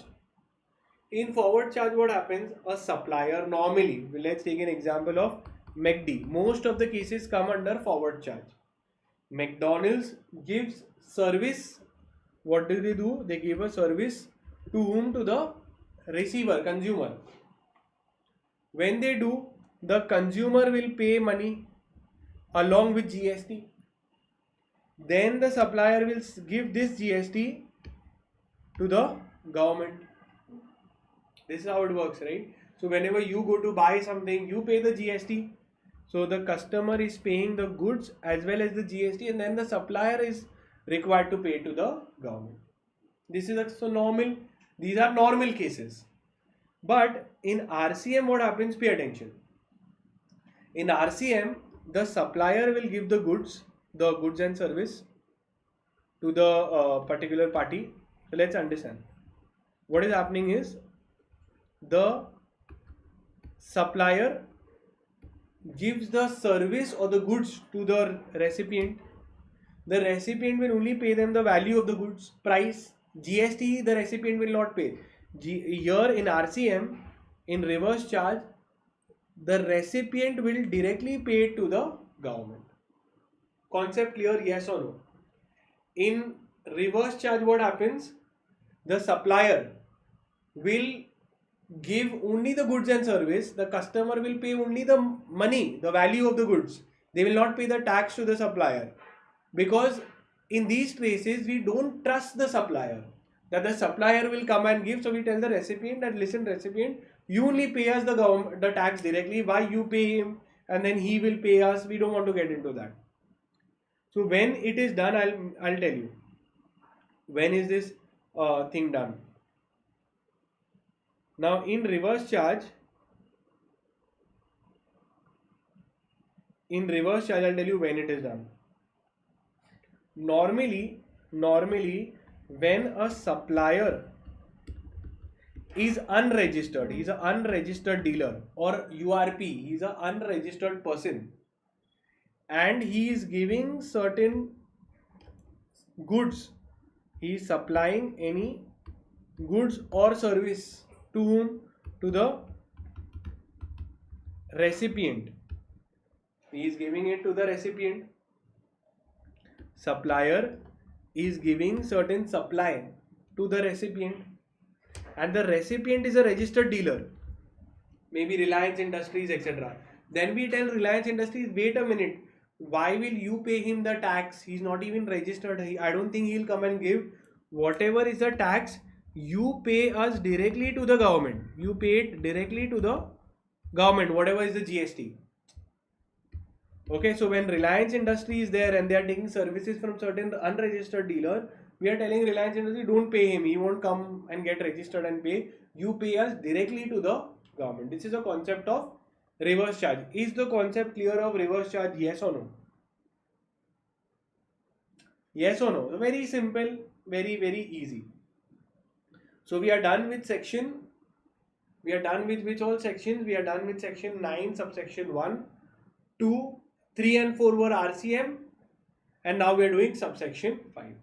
In subsection 5 also what they are saying, e-commerce is liable to pay tax on notified services. Now pay attention. E-commerce operator is whom? So he is like an intermediary between two people. So what happens is, when we see a e-commerce, nowadays everything has become online. So e-commerce operator is there. This e-commerce operator, they are saying that, listen, there is a supplier and there is a recipient, supplier of goods and service. So let's say I go and I go e-commerce of a service. Very simple. So give me an example of online services portal. I need an example from all of you all to tell whether recipient is taking certain services through the intermediary. So let's take an example of Urban Clap. Okay. Now what is Urban Clap doing? It is giving you a website, app, etc. Recipient doesn't directly talk to the supplier of who's really going to supply. Maybe could be a plumber, could be beautician, okay, etc. Carpenter, etc. Whoever is there on Urban Clap. So we are not directly interacting with them. We do it through an e-commerce operator. So the recipient will pay the tax 118, whatever it is there, the value and this together, they will pay. Now when we pay to Urban Clap, then question comes up that, listen, who will pay the GST to the government? Who is liable to pay? So then they say that the e-commerce operator is liable to pay the tax. Who's liable to pay the tax? Obviously, you're collecting 18. So these carpenters and all these plumbers and all of them, they will not pay. They will pay. So we'll tell the e-commerce operator, you pay to the department directly. GST. Concept clear?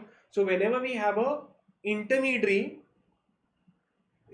payment portal, we tell them that listen here, you give him, then he gives us, you give us directly the GST amount. Okay, this is one thing. Second, important, is e-commerce operator to give the GST, he has to have an office. So what if the e-commerce operator says, I have no office only in India, I'm operating entirely online. Maybe like, for example, Amazon Web Services. Amazon may not need only, like for example, when our company, when we store certain information and our company details, we have an Amazon Web Services separately. We have taken the services cloud storage. Now when we are doing, they don't need any physical office. We never interact with any employees of Amazon. But what they are saying that it's a service. Amazon is giving us certain cloud storage services. So we are paying. So law is saying you have to pay the GST. So to pay the GST, we will tell that you have to have an agent or you have to have an office. If you don't have an office, have an agent. If you don't have an agent, then create an agent and do it. Mandatory. So this is the e-commerce operator responsibility that is there, that they have to be and set up an office or agent.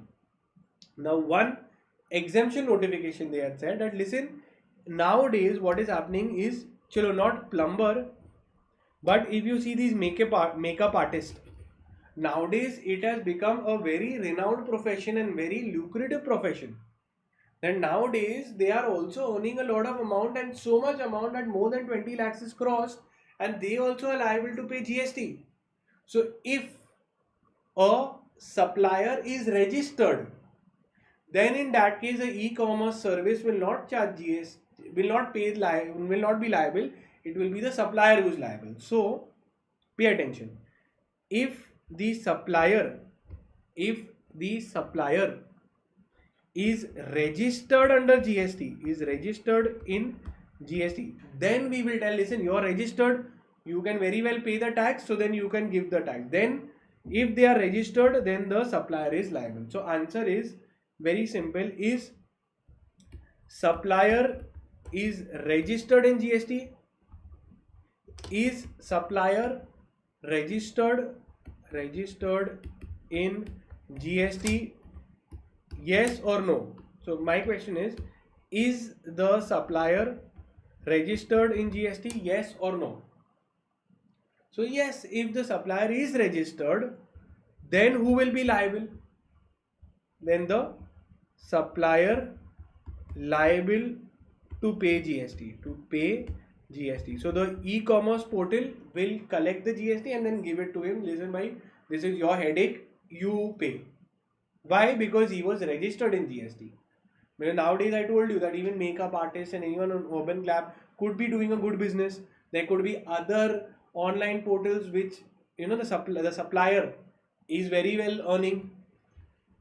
But if it is a plumber, Ola, Uber, you know, they are the supplier. In Ola, Uber is also online service portal.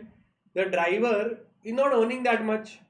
So if they are not registered, then the e-commerce operator is liable. So there a notification was separately given that listen, in case of Ola, Uber services, rent a cab and all these cases, what is happening is these supplier of service is the driver. He has no knowledge of GST, no registration, nothing. So we say, listen, Urban, Ola, Ola, Uber, you all are liable to pay the GST. Simple concept. Section 9, subsection 5 done. Now we are just seeing few notifications. Okay. Now we are seeing few notification. What is a notification? Very, very important. Okay. Now there was a particular legal opinion that was taken where a person was having a turnover. Okay. A turnover of 3 crores. Is he liable to be registered and pay GST? Yes or no? So let me tell you the business. Okay. So the turnover of the business was 3 crores. They were asking a legal opinion that listen, the lakhs of transactions are happening per month. Are we required to register under GST? So I asked, what business are you doing? So he's saying, I am doing in from seafood. They were a seafood business where fishes, all of that was sold from directly from this to the market. So is it required for them to be registered and pay GST for someone who's dealing in the fisheries business? Yes or no? Into the chat box. I'm reading.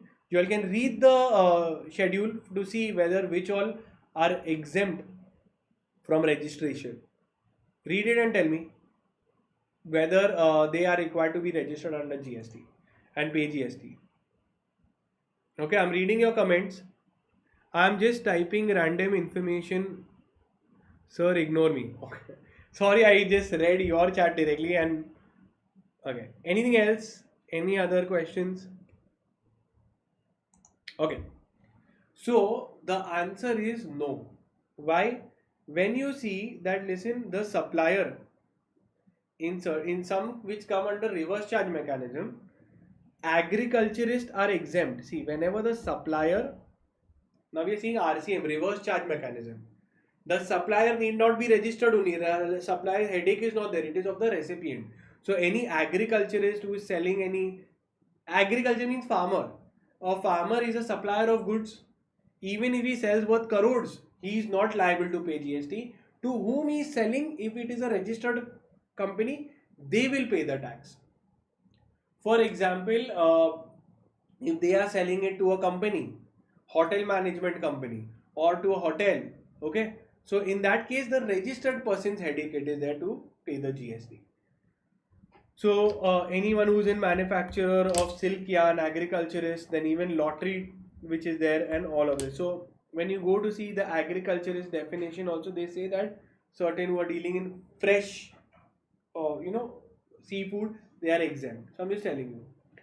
In RCM again, when the state is, we have some Kerala state-run lotteries. If you know, there are Goa state-run lotteries. So these lottery business is run by the state government. The supplier of the lotteries are government. So government will not say to whom they are giving. The distributors that you go and distribute, we will give you the money. It is your headache to go and get registered and pay GST. For lottery distribution, agent is liable to pay the GST. Used vehicles seized and confiscated. So when government has, sometimes customs law, certain goods are confiscated. Okay, then these goods government auction. So we become the seller of the goods. So when government is a seller, they say, listen, all this GST and all that we will not do.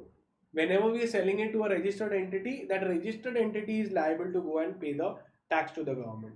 So the recipient in RCM does not pay the tax to the supplier. They have to pay it directly to the government. Concept clear? This was for goods. In service also, same concept. Certain services has been given. Let's see, I will ask you. Whenever you see a recipient is there, recipient is a registered person. Then we tell this registered person, don't give the tax to the supplier. You are registered, you directly pay the tax to us. This is simple. In all these cases, when you see a lawyer, advocate, so when I'm a lawyer, I'm giving a service opinion to a company. I am the supplier, they should ideally pay me with the tax. But they are saying, no, it is an RCM, the company will pay the tax directly to the government. So all these are, you can see directors, author and publication. For example, we have a singer, Arijit Sawant. Okay, now what is he doing? He is singing for T-Series. So he is the supplier of service. He is an artist. He is a supplier to a company, T-Series, Shimaru, all of them which is there, KGF, so all these Dharma productions. So whenever we are giving service to them, the recipient of the service is liable to pay the tax to the government directly. Even a script writer is there, so he is also a supplier. But whenever you're giving service to a to the recipient, and the recipient is a registered person, they will have to do. Then again, you see all these agents which are there. Let's say there is a agent appointed by the company to sell certain debit cards, credit cards.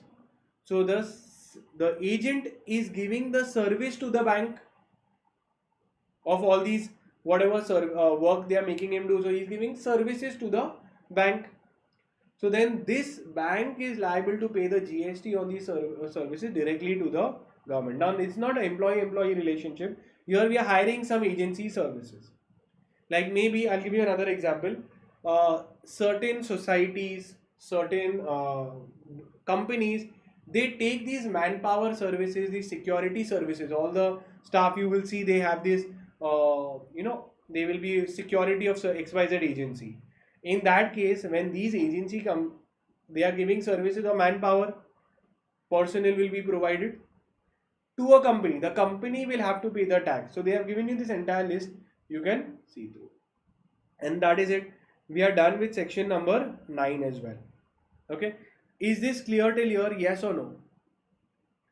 Is it clear till here? In the chat box. Now we will start with something called as composition scheme. So we did section 7 supply, section 8 composite and mixed supply. Then we did section 9, which was supply, and 9 subsection 1, 2, 3, 4, 5. Now we are doing section 10. Section 10, I am giving you in writing a question will 100%, 5 mark is 110% coming from composition scheme. For the new syllabus student, a proper sum will come of composition scheme 100%.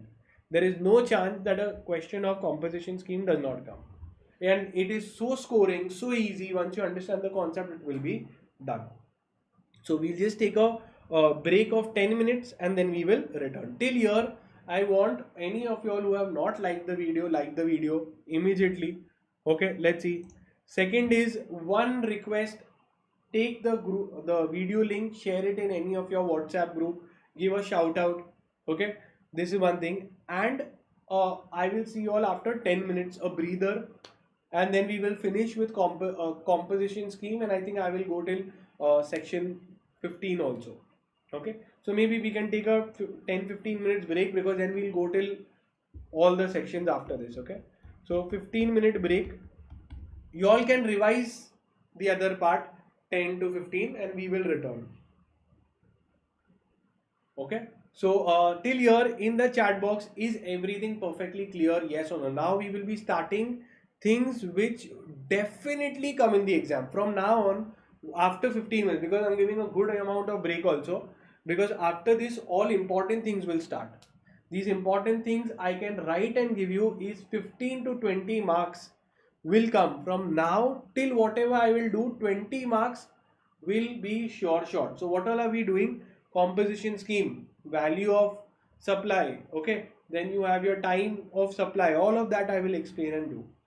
Till here, everything clear? Yes, perfect, great. So a break, you all want, you all can revise. I'll take a breather and come back. Take care guys, see you all in some time. 15 minutes, so we'll return.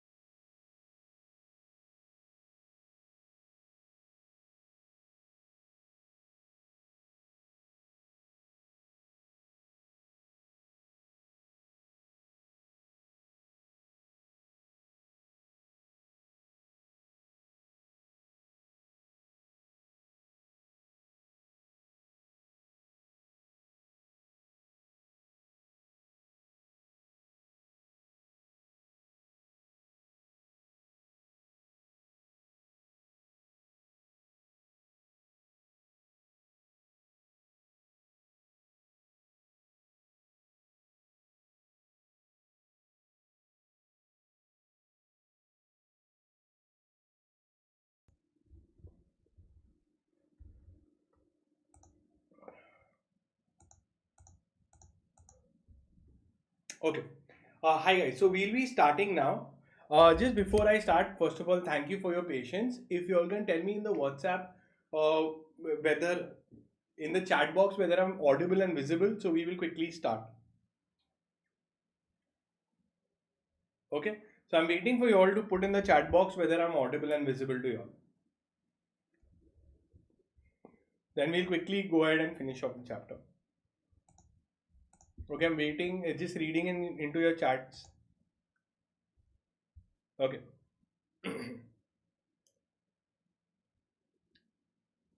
Audible, visible, yes or no?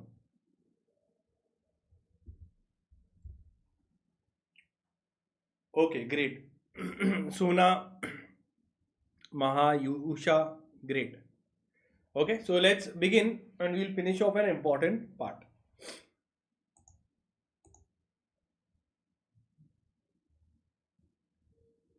Okay, great. Okay, so now we start with the composition scheme under GST.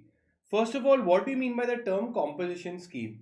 So composition scheme is actually a scheme for small players, small dealers. Now, small dealers actually get two options. What options they get? Either they go into the regular scheme where it is applicable to everyone. They pay the normal GST, whatever rate is there, like let's say there is 18% normal GST rate. So they will have to pay normal GST, and as we know that when the rate comes 18%, whatever tax they had paid earlier, they can take a credit of it. Okay, they pay normal GST and claim ITC. So the normal regular method is regular GST. You pay the regular tax, you pay the GST, and you claim your tax that you have paid earlier, called as input tax credit. In the second option, which is actually an option given to the small dealers, is that they can come under the composition scheme. So small dealer will ask, so what is a composition scheme? So in composition scheme, the small dealer have to pay tax at a very low rate, very low. Instead of 18%, 1% rate will be taken. So the dealer will say, this is excellent. I don't have to pay the normal tax rate. I just have to pay 1% tax. So please go for it. Let's go for the comp. But I say, listen, there are some drawbacks also. What is the drawback? So the drawback is they cannot take the tax paid earlier. You cannot take a credit of the tax paid earlier. So they will say, obviously, it's okay now. Instead of 18, I just have to pay 1%. Then it's okay. Then I will not be allowed to take my credit. That is absolutely fine. Ultimately, I'm paying so much less. So this is the benefit given. So once a dealer opts for composition scheme, then they cannot claim the taxes that they have paid earlier. Till here clear? Yes, simple little scheme. Now, let's see. Now in the composition scheme, not every dealer can come. Now when I say small dealer means how much they are basing it on the basis of turnover. Okay, on the basis of turnover. So what is the threshold limit? 1 crore, 1.5 crores, 90 lakhs, 1 CR, what is it? So we have to know the threshold limit. So let's see. Section 10 has 5 subsections. Subsection 1 talks about who is eligible under composition scheme. Second, it tells you who are not eligible. Then they introduced a section called as section 2A. Now sir, why they introduced section 2A? Because ideally, when the composition scheme was made, it was given only for people dealing in goods. Only dealers of goods could claim benefits of composition scheme, not service providers. So service providers said, no, this is wrong. Even have a composition scheme for service providers also. So they said, okay, fine, section 2A has been added, where they said that now small service providers can also opt for composition scheme. Very good. Then came section 3 that, sir, once I am entered into the composition scheme, I have to pay the low tax rate forever. Answer is no. The benefit will lapse. The whatever benefits you had, it will lapse. Within how much time? So all the benefits for composition scheme will lapse moment you have exceeded the threshold limits that they have given. So section 10 subsection 1, 2, 2A, 3. Sir, what is section 4? Section 4 is a disadvantage of entering into composition scheme. Sir, you just said composition scheme is for small dealers. So yes, they have to pay less tax, but then they cannot get double benefit. They cannot take the ITC. This is what is the disadvantage. They will happily say, okay, fine, I have to pay 1%. All my taxes paid earlier. Normally, I would have to pay 18%. On that 18, I had ITC of 6. So effectively, I would have paid 12 years. So net of I'm paying only 1 effectively. So let's go for it. So ideally, a dealer would opt for composition scheme. And subsection 5 is the penal provision. So I hope you made a note of it. Let's start into the eligibility. Sir, who is eligible to opt for composition scheme? So small, they are deciding on basis of turnover. Turnover is not exceeding 1.5 CR. Sir, what if my turnover is exact 1.5 CR? Can I offer composition scheme? Can you all put in the chat box? If my turnover is exact 1.5 crores in the last year, can I opt for composition scheme? Yes or no? I want you all to put in the chat box. So let's read what they have given, that a registered dealer whose turnover in the previous year, current financial year, no, previous financial year does not exceed, so 1.5 crores also they can opt for composition scheme. Why? Because it is not exceeding 1.5 CR. Okay, done. Then came that, listen, 1.5 crores is the normal category, but for northeastern states they have reduced the limit. So however, the aggregate turnover shall be 75 lakhs, not 1.5 CR, in case they are in special category states. Sir, which are those special category states? For them, the limit is not 1.5 CR, it is 75 lakhs. Sir, what is the limit? 75 lakhs, not 1.5 CR. For whom? Arunachal Pradesh, Uttarakhand, Manipur, Meghalaya, Mizoram, Nagaland, Sikkim, Tripura. You'll see these are all mostly northeastern states. So these are called as special category states. For them, limit is 75 lakhs. So if a dealer is from Mizoram and his turnover is 76 lakhs, can he opt for composition scheme? Answer is no, because for northeastern states the limit is 75 lakhs. So simple, easy. However, in Assam, Himachal Pradesh, Jammu Kashmir, the turnover limit has been set to 1.5 CR. Very, very important. Take a screenshot of it. Okay. Why? Because they might ask you that, if it is in Jammu Kashmir, what is it? If it is in Himachal Pradesh, what is it? If it is in Assam, what is it? Okay. And so on. Now the rate. Now we understood the eligibility. Now we are understanding the rate. What is the rate of composition tax? Now in composition scheme, they have to pay at reduced rate. Sir, how much is the rate? So they have then divided into 3 rates have been given for composition scheme. For manufacturer, it will be 0.5% CGST, 0.5% S. Okay, and combined it will be 1. For restaurants, it will be 5, and for other supply, I mean other than manufacturers, traders, okay, etc., mixed suppliers who are giving goods, service, etc., it will be 1%. Now, interestingly, so again, if I just take the limit again, it is 115. 5 is easy restaurants, 1 is easy for manufacturer, another one is for other suppliers, mixed suppliers. So then they could have written together only, na 1% in for manufacturer and other suppliers in one box only when the rate is same. Answer is no. Here 1% of what is different and there 1% of what is different. So manufacturers are big players. We are telling them you pay 1% of aggregate turnover, total turnover. Okay.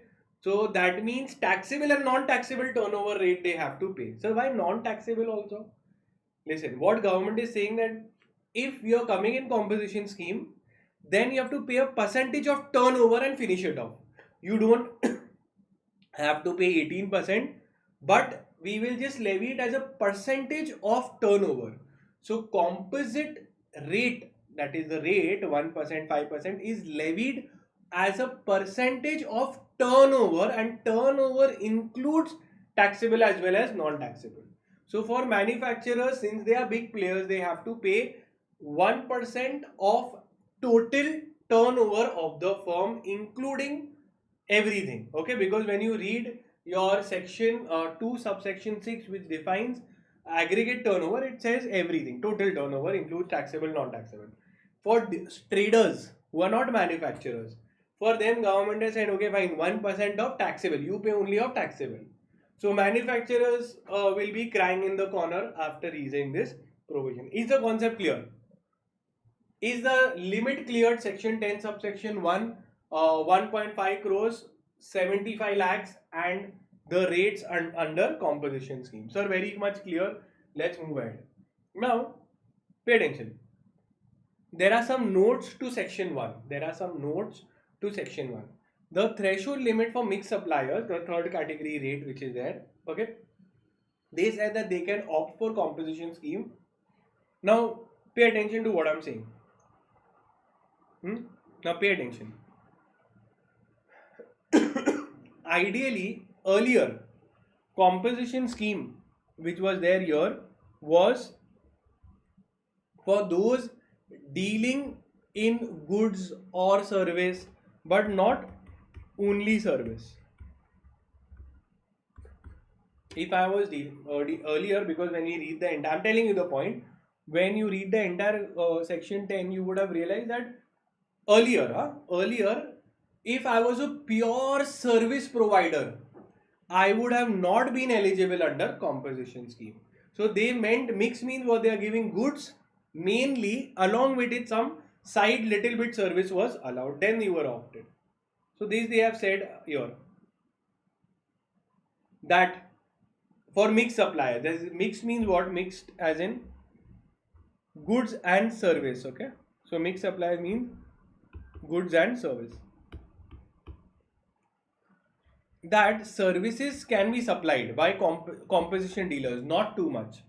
If you go above a certain threshold, okay, like in subsection 1, what are they saying? If you cross this threshold, if you provide services beyond this threshold, you cannot offer composition scheme. So that is why service providers used to cry. Now let's read. Services can be supplied up to maximum value of 10% of turnover or 5 lakh rupees, whichever is higher. 10% of turnover or 5 lakhs, whichever is higher, we could have provided services. But moment if I go higher, I cross the limit, then I cannot supply that, and if I do that, I am not eligible for composition scheme. Clear? So what is the limit? Limit is 10% of the total supplies can be services, max 10% of the supplies can be services, rest all has to be goods, or 5 lakh rupees, whichever is higher. So that is the threshold, is the maximum amount of service that I can give. If I cross this limit, I would not be eligible for composition scheme. Okay, so let's take an example. If the turnover, okay, is 1 crore, maximum how much service can I provide? 10% of this is 10 lakhs or 5, whichever is higher. So maximum service that I can provide is 10 lakhs. Okay, in this example, if I would have supplied 11 lakh service, then they say sorry, composition scheme not allowed. So service providers or those mixed suppliers who used to give services above this threshold used to be disallowed from composition scheme, and that is why later, after an amendment, they had to bring in 10(2)(a), because service providers or mixed suppliers who were giving a lot of services were angry. Concept clear? So how much is the maximum I can give? 10% of turnover or 5 lakh rupees, whichever is higher. So concept clear? Then we have done this. Then comes section 210 subsection 2, who are ineligible. Now very simple, ineligibility is very simple. They have told, if I am dealing in cross interstate goods, disallowed. If anyone dealing in interstate goods, sale goods. They say you're not small, you're selling outside the state also. Anyone who's selling online, obviously, because online anywhere it can be bought. So anyone, electronic, your e-commerce portal, they are also disallowed. Then suppliers of non-taxable goods. Now, if GST is only not charged, then why are you here? Why will you claim benefits of composition scheme when there is no tax only? Okay, so very simple. Supplier of non-taxable goods, supplier of services are also under non-eligible category. What I told you, service providers would be very sad. Why? Because in 10 to A only, service providers are disallowed except if they are giving that minuscule services, as we saw, 10% of turnover or 5 lakh rupees max. This much limit is allowed, but if you go above the limit, you are disallowed.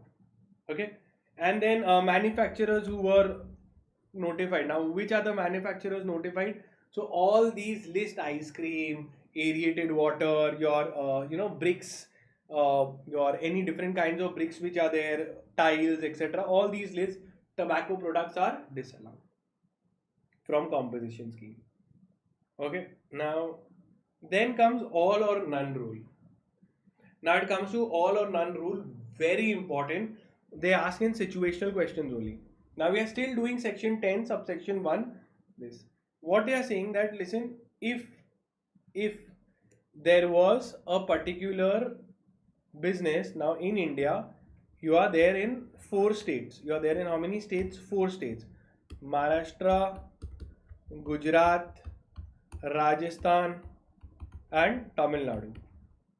Your business, like for example, McDonald's is there in 4 states. Their presence is there in 4 states. They all, this is selling in Maharashtra only, this is selling in Gujarat only, this is selling in Tamil Nadu only, this is selling in Rajasthan only. Simple.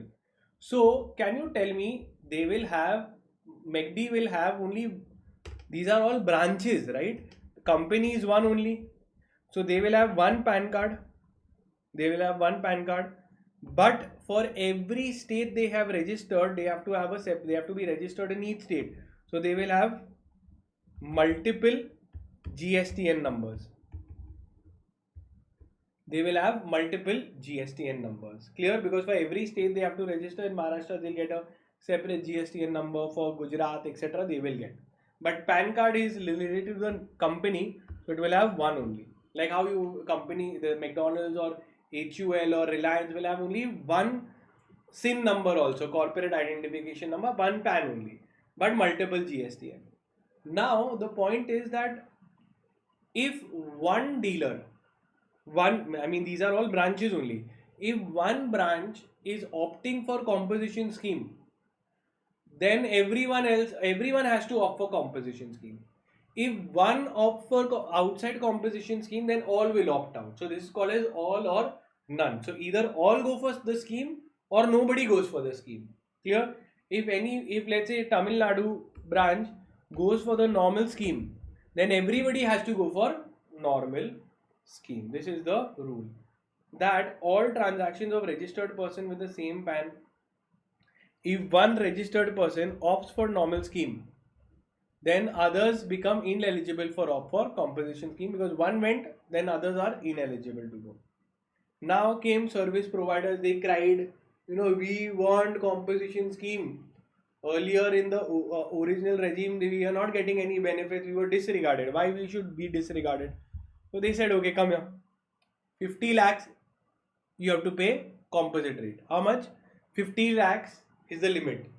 So remember the limit, 50 lakhs and 6%. How much you'll remember? 50 lakhs and 6%. So who are small service providers? All service providers who are providing services up to 50 lakh rupees. They can opt for composition scheme. In that they will have to pay tax not at 18%, 28%, at a composite rate, reduced rate of 6%. 3C and 3S. The rate is fixed. Clear? As we saw for 1%, here they have said 6. And that is it. And they have given you a list who cannot opt. This opting is same like that of section 10 subsection 2, the ineligibility. Who are giving interstate, e-commerce, all of this is same manufacturers, and they've added one more, which is casual taxable person and non-resident taxable person. So what are these? We'll see in the registration chapter. But casual taxable person and the other one, your non-resident, can also not opt for the small service providers composition scheme. Sir, understood very well. Now comes section 10 subsection 3. It talks about option. It lapses when you increase the threshold. When you cross the threshold. 10 subsection 4, you get two disadvantages. One disadvantage is no ITC. No ITC. That is okay. So all my taxes that I have paid earlier, I cannot get a refund or a credit of it. I say fine. Second disadvantage is to whom I am selling, they cannot issue a taxable invoice. For example, if a composition dealer is there, he is charging how much percent we saw? 1%, 5% or 6% if it is service. But this will never be seen in the invoice. In the invoice, you just have the value.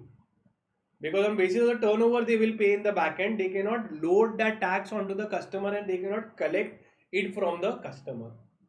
So this tax, they have to inbuilt it in reverse manner. They cannot show it in the bill and separately levy, because credit of this will cannot be taken. For example, if I have under composition scheme and I am selling laptop.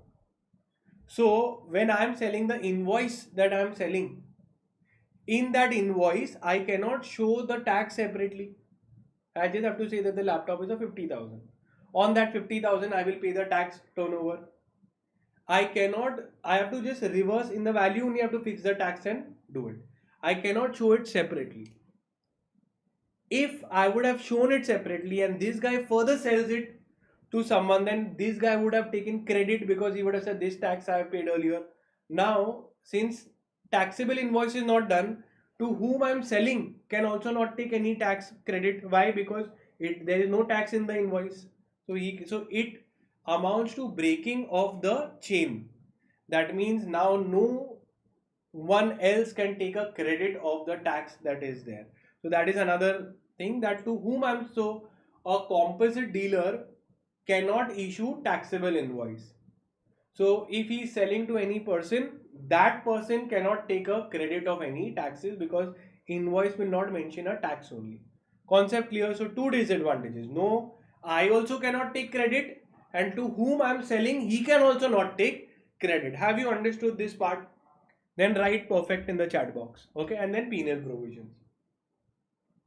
Very simple. Okay, then when we go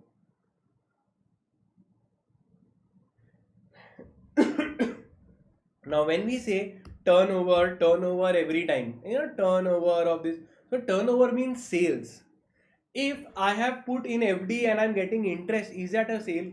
No. So that value or the interest amount which I have got by extending deposit or by making a FD, that should not be added in the value. What is given? Okay, value of exempt supplies. Okay, of services provided by way of extending deposit. So when we make a FD, loan, etc., okay, shall not be counted as a part of turnover. Sir, why? You're not selling, you're giving a loan, you're making a FD. Those are purely money transaction. They are exempt from GST. Okay, so these are called as exempt supplies. So they are not to be added. Okay, when I go in the bank, I make a saving account, I remove the money, service is given, but these are not liable to charge under GST. Simple. Now after this, you will be able to solve all the sum. Just a few important points, then we'll see. Aggregate turnover. So why is aggregate turnover important? Aggregate turnover is important for two important things. One is for determining the composition scheme 1.5 CR, to know what is to be added, not added. So we'll come to know whether they are eligible or not eligible. Second is for registration under GST section 20.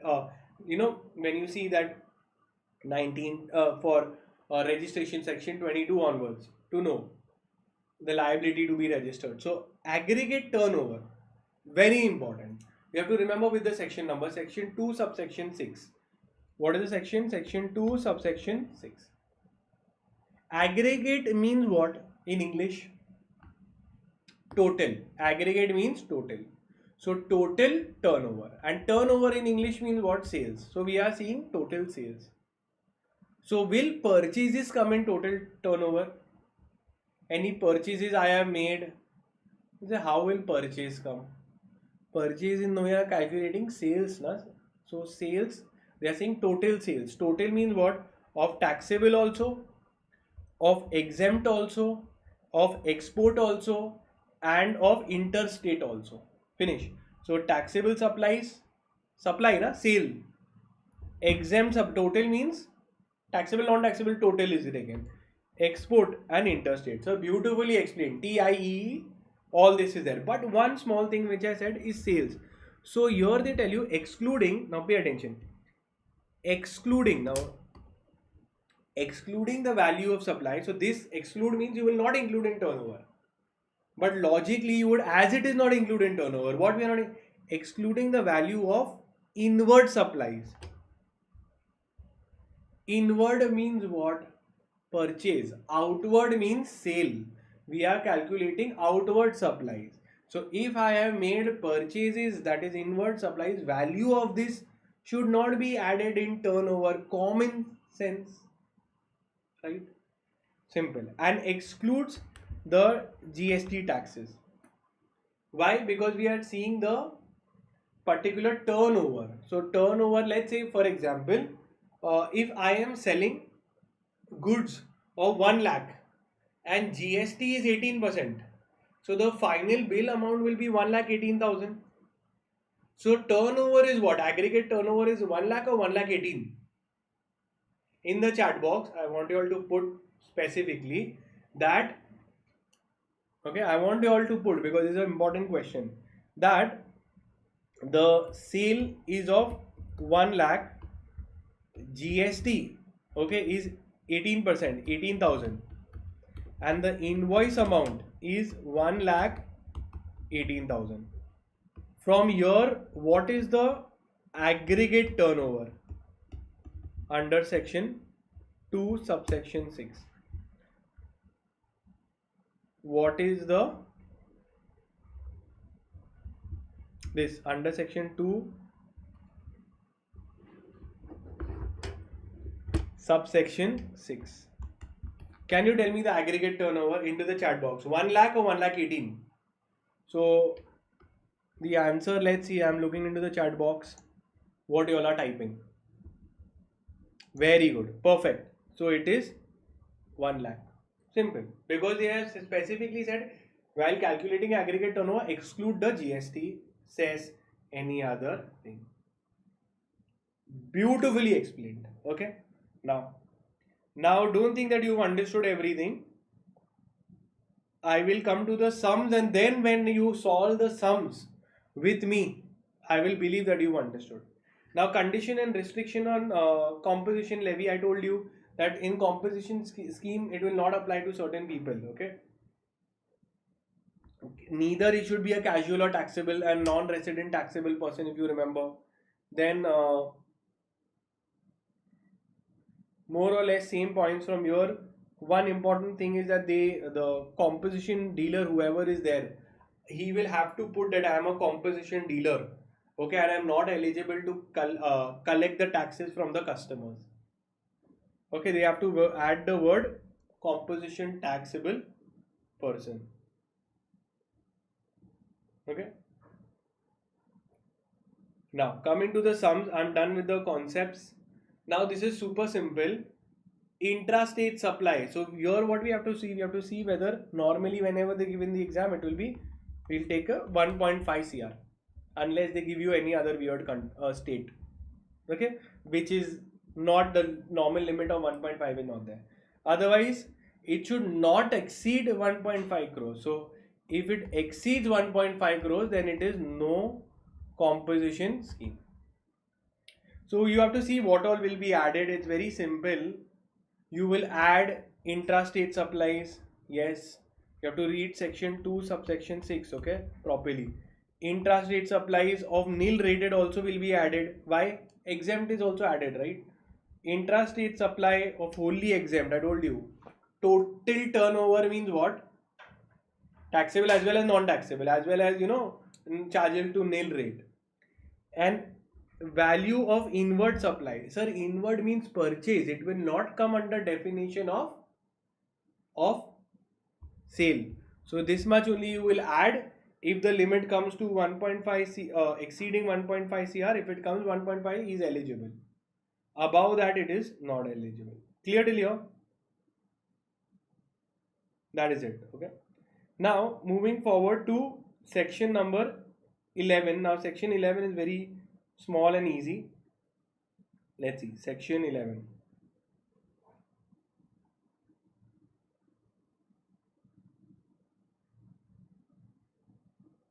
Now we're doing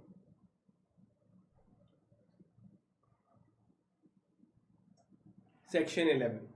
Now section 11 talks about exemption. What does it talk about? Exemption.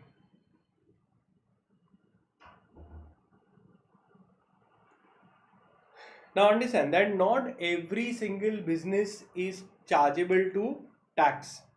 Government can give certain exemption and reliefs. These reliefs could be whole relief, complete, fully exempt, or it could be partially exempt also. Okay. So section 11 talks about general exemption where government gives to every single business in that sector. For example, they can give an exemption for certain medication, for vaccines, it is exempt. So this is a general exemption. Every single dealer will be exempt. Okay, every dealer. However, one we have is a special case exemption where it is not for all dealers, it is for a single transaction. For example, if the one particular government hospital is ordering certain machines, so only that will be done. This is a special case exemption. Case to case basis. If the government of India is purchasing something, then they will give that, listen, we are exempting under this particular notification. Clear? That is it. So general and special. General applies to all the suppliers, whereas special applies only to that particular dealers. Now, pay attention. The government has given you a certain list of what all is exempt. That list you just have to go through the entire list. Okay, like ambulance services, etc. is exempt. So we are done with section 11 also. Now we will see section 12 to 15. Now we'll see section 12 to 15. Now let's see 12, 13, 14 short exam questions. Now section 12 to 15 in the past exam has been asked for around 18 to 20 marks, and it's even in your exam I can write and give you guaranteed that section 12 to 15 question will 110% come up. Now section 12 and 13 is very simple, they all go together. If you do 12, 13 also 90% of 13 will also get done. So really good, let's get into it. Time of supply of goods. 13 is about time of supply of services. 14 is whenever there is a change in the rate and how you have to deal with it. And section 15 is about value of supply. Let's see. Time of supply. What do you mean by the term time of supply? Time of supply means what? That in which point in time supply is deemed to be given. Sir, means what? See, now what is the meaning? Let me explain. What is the time of supply in normal words? Time of supply means the point in time when supply is deemed to be given. We are saying that this is the time where supply is given. If supply is given, then GST has to be paid. The liability arises today. Now, when is that time? And why is it needed? For example, if I sell a goods today, you will say, and I'll ask you, when does the GST liability arise? So if I'm selling today, put in the chat box, if I am selling a particular product today, when does the GST liability arise? If you sold today, then today only it will arise, na? Right? So this is what it is, that when the GST, whenever supply is given, GST liability will arise. But In certain case, it will be like, I'll say I have given the supply today. So you'll say today is a liability, but I say wait, he has not made payment. Payment he will make after 1 month. So they say no, we want now. But I say but invoice is after 2 months. So if I'm saying that I have given the goods to him, he's taken the goods on credit. So the officers are thinking, should we take the money now? I say, how you will take the money? He's giving me next month money. So wait for next month. So officer will wait till next month to make the payment. That guy to make the payment. So then I will pay the GST. So then they waited for 1 month. He made the payment. Then officer will now give me money because now on that transaction he paid you the money. We were waiting for all this while. Then I say, Arey, but invoice I have not made now. I have got the money. Invoice I'll make it in few days. So officer will say, listen, at which point in time should I say that this is the supply and this is what the revenue is and this is what we have to get. So let's say there is a date, because in normally in business what happens, different dates can arise for the same transaction. Invoice date can be different, payment date can be different, and delivery of goods date can be different. Yes or no? Yes. So then how I find when is supply given? So then they have given you certain rules that listen, apply these rules, and from that we are going to tell you which day is the date of supply. Concept clear? Yes or no? Okay. Now the rules are different for goods, the rules are different for service, and whenever there is a change in rate, it is again different. So now let's see.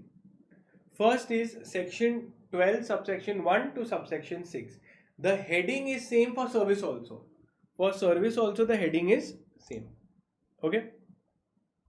Now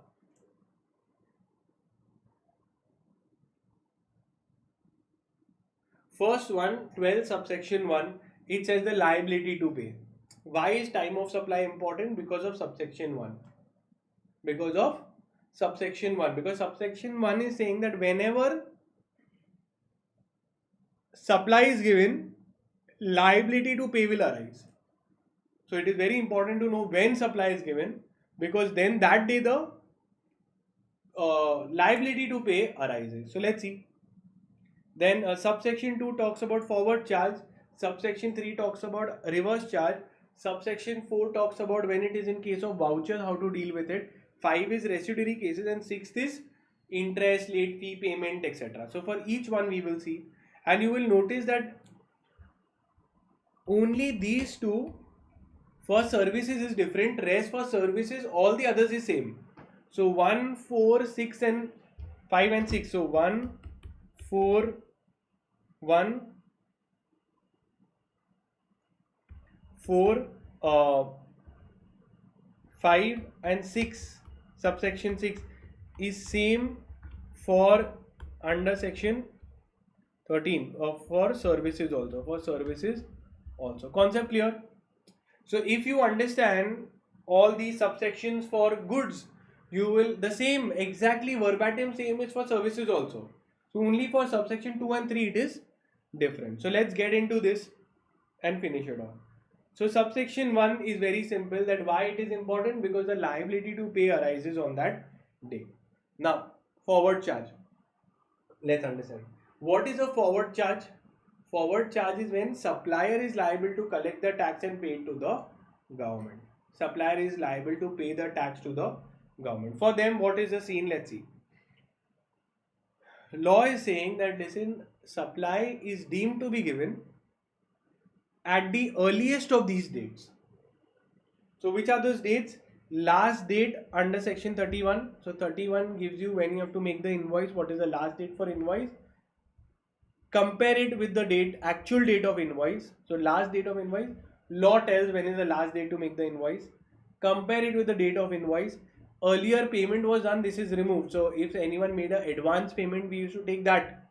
But now that is removed. Okay. So GST is not applicable to advances through a notification number 66/2017. That means effectively LI only you have to remember.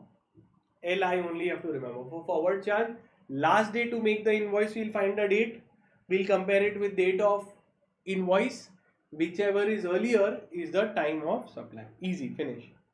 Then if some extra money has been given over and above the this up to 1000, then for example, if the bill amount is 950, I will say 50 rupees extra I am making the payment. I am making excess amount payment is allowed up till 1000 rupees. For that 1000, GST and is not to be paid now. Supply is not for that extra amount. You don't have to pay now. When I will adjust it in future, I will tell my dealer I'm paying you 50 bucks more. When I purchase some goods, we will adjust it in future. So for that excess up to 1000, the supplier can choose to issue the invoice when this amount is adjusted, okay, for the date of issue. So whenever he issues an invoice for that excess amount, then we will adjust. So more than 2000, law is saying no, it's only up till 1000 excess payment can be given. If more than 1000, then you have to pay the GST and supply today only. Clear? Now coming to reverse charge, subsection 3. Forward charge was LIP. L was last date for invoice under section 31, date of invoice, and payment was there, but it was removed by notification number 66. Now 12 subsection 3 talks of RCM. So what is RCM? Where the recipient is liable, so a company is there, they are liable to pay the tax to the government directly rather than give it to the supplier and supplier give. So in RCM, what is the scene? So in RCM, you have to remember the word TRP. TRP, just write the word TRP, 30 days of invoice plus 31 date of invoice. So 3 days you have to see for RCM for goods. That TRP, T is for 30 days from the date of invoice. So remember, they say 30 days, the day following the 30th day, that means 31st day. So remember, date of invoice plus 31 days. See, what is the language? The date immediately following. Following means coming after 30 days. So which is the day that comes after 30 days? 31st day. So date of invoice plus 31 days, I'll find out what is that day. Receipt of goods. When did you receive the goods and when did you make the payment? For RCM, we are taking payment.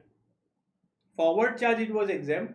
For RCM, we'll do. Now understand why. Logic also I'm showing you. Now pay attention to the logic. The recipient of the goods,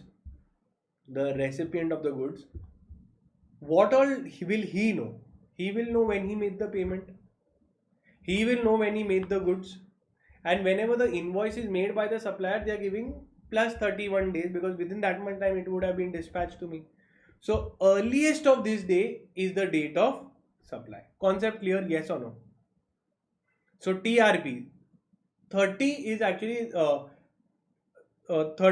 date of invoice plus 31 days, receipt of the goods and payment of the goods. So payment is either you made an entry in the books or account has been debited. So whichever is earlier, we'll take for date of payment. Clear? Then comes vouchers, section 12, subsection 4. Now what is that? For vouchers, now vouchers, remember that normally when you have these good gift coupons, Amazon coupons, Domino's vouchers, or certain gift cards nowadays they start giving, etc. So now for gift vouchers, when will the GST be paid? Sir, how is it connected with supply? The gift voucher is something like money's worth. I can take a voucher and I can buy something. So if the voucher is identifiable, for example, we can identify whom. If you can identify the supplier, that listen, I know the supplier is Domino's. So then GST is to be paid at the time of issue of the invoice only, of the voucher only. That means if I have issued a invoice, a voucher to you, liability to pay GST is today. Understood? Because we know that this person will encash it from Domino's. We know the supplier, we know which goods you will buy, we know what is the rate, etc. But if it is not for an identifiable dealer, for example, Amazon gift coupon, you can buy anything, you can buy a laptop, a camera, any dealer you can go. So we don't know, then we have to wait till redemption, till you use the voucher. Now you tell me which is better from the customer point of view, to get identifiable vouchers or to get non-identifiable vouchers. Quickly in the chat box. Which is better, to get identifiable vouchers or to get non-identifiable vouchers in terms of liability to pay? I'm reading your chats. So my question is very simple, that uh, from the customer point of view, which voucher would, if I give you an option, you want an identifiable voucher or non-identifiable voucher, amount value is same, which one will you select? In the chat box I'm reading and waiting for you all to type quickly. Okay, I'm waiting for you all to put into the chat box what it is there. So the answer is, it is non-identifiable. Why? Because very good, it is non-identifiable. No, listen, if you get identifiable voucher today, then today only you have to pay the GST because on the date of issue only your liability to pay will arise. So the time of supply is date of issue. So today it has been issued, so your liability also arises today. I may or may not buy from Domino's, but I have to pay the GST now.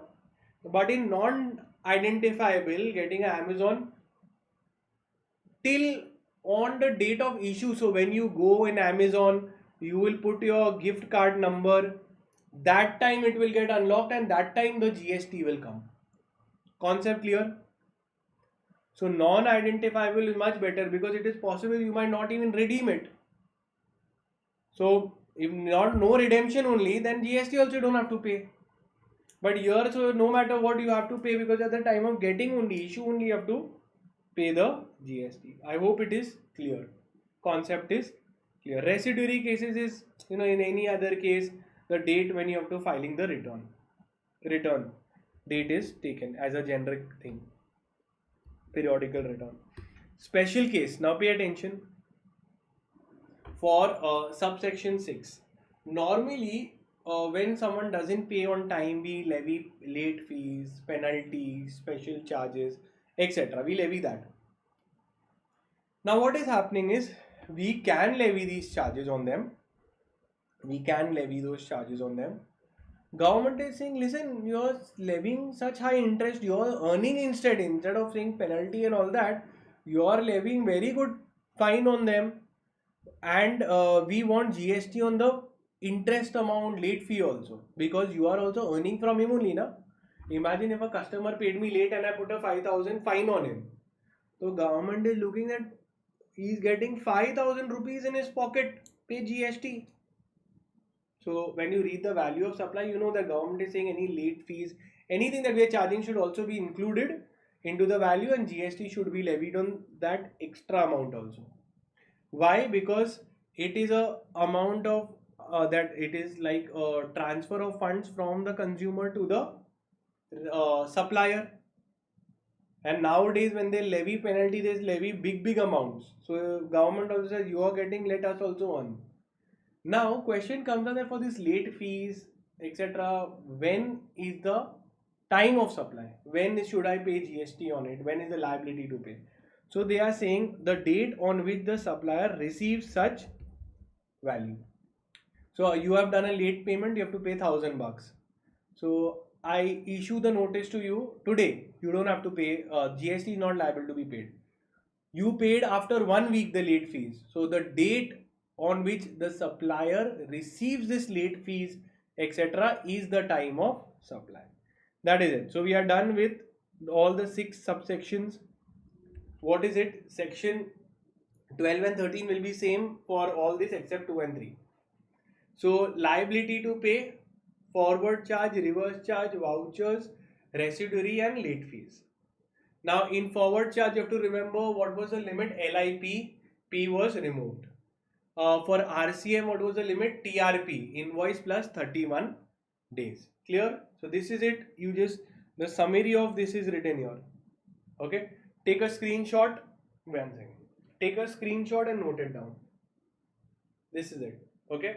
All the detailed sum solving you can get it from the dream batch. For every sum I have solved. Okay. Everything it is there. You will get it in the dream batch. The link is in the description of the video. You will see dream batch, old syllabus different, new syllabus is different. You will get access to the paid lectures. That means every single thing is covered there. Okay. You can finish. Right now it is getting a full brush up of the full subject. Next we are going into the next one. Time of supply for services. I told you everything is same, only 2 and 3 and 1 associated enterprise. Here 3 things will be there. Time of supply of service. Only from your everything is same. Only three things you have to know. One is about associated enterprise. 2 subsection 2 and subsection 3. Let's do.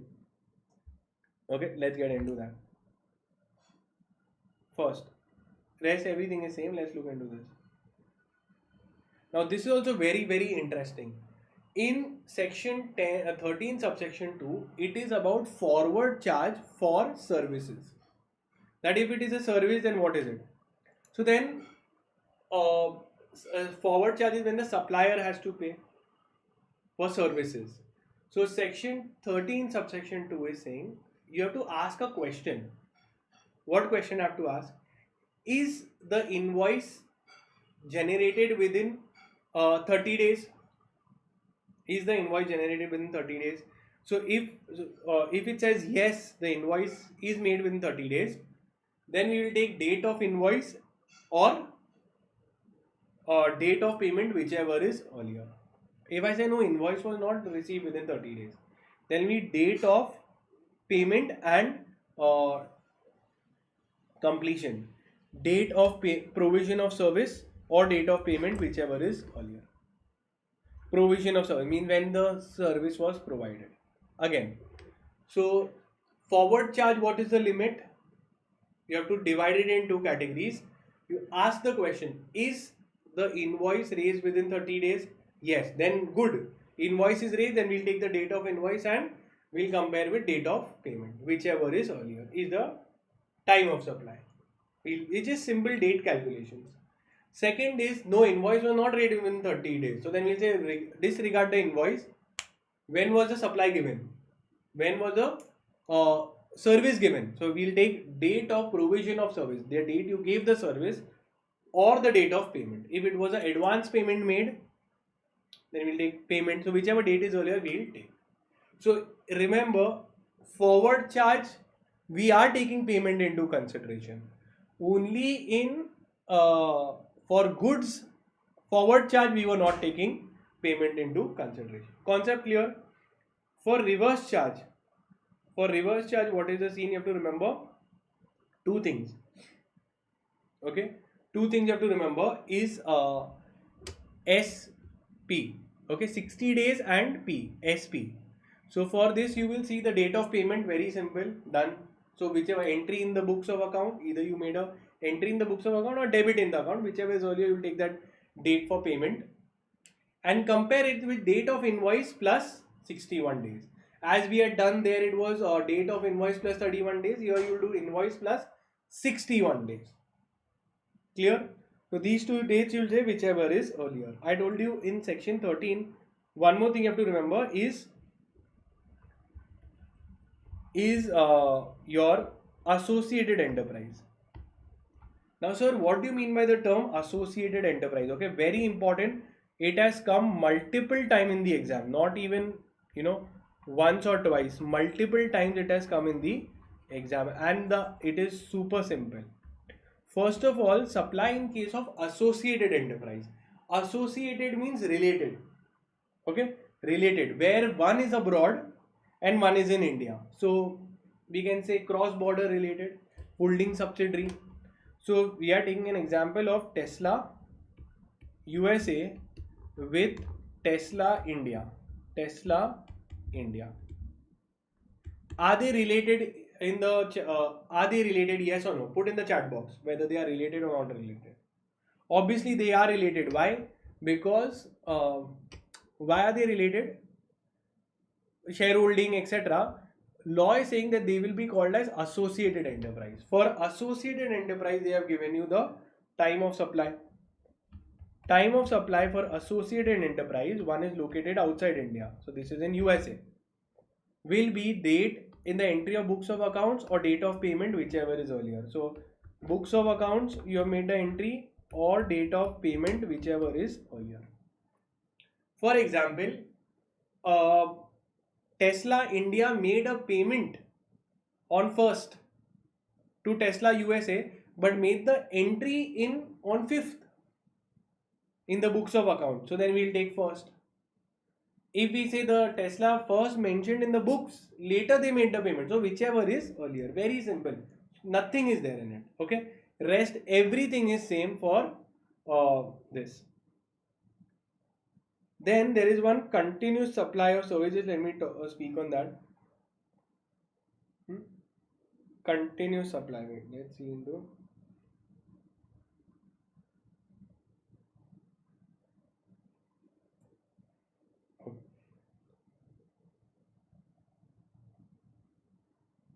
So let me tell you in short what do you mean by continuous supply of service. First, continuous supply is whenever for greater than 3 months you are going to give a continued supply. Okay, it's going to have a continual supply. That is called as continuous supply. For example, if we go into a gym, we enter into a contract which will be greater than 3 years or 3 months.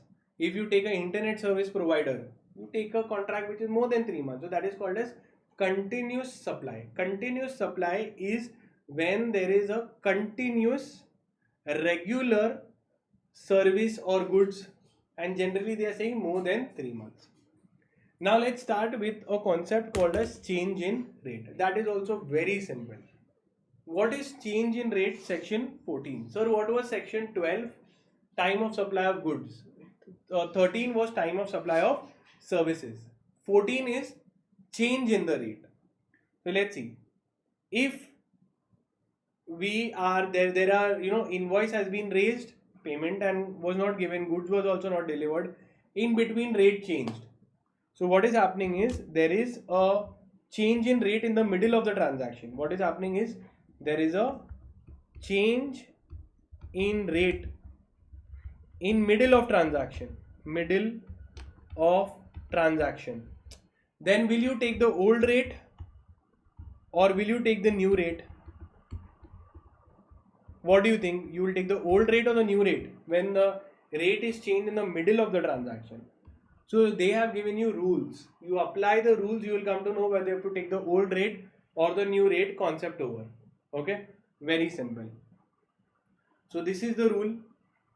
If you understand this, your topic is over.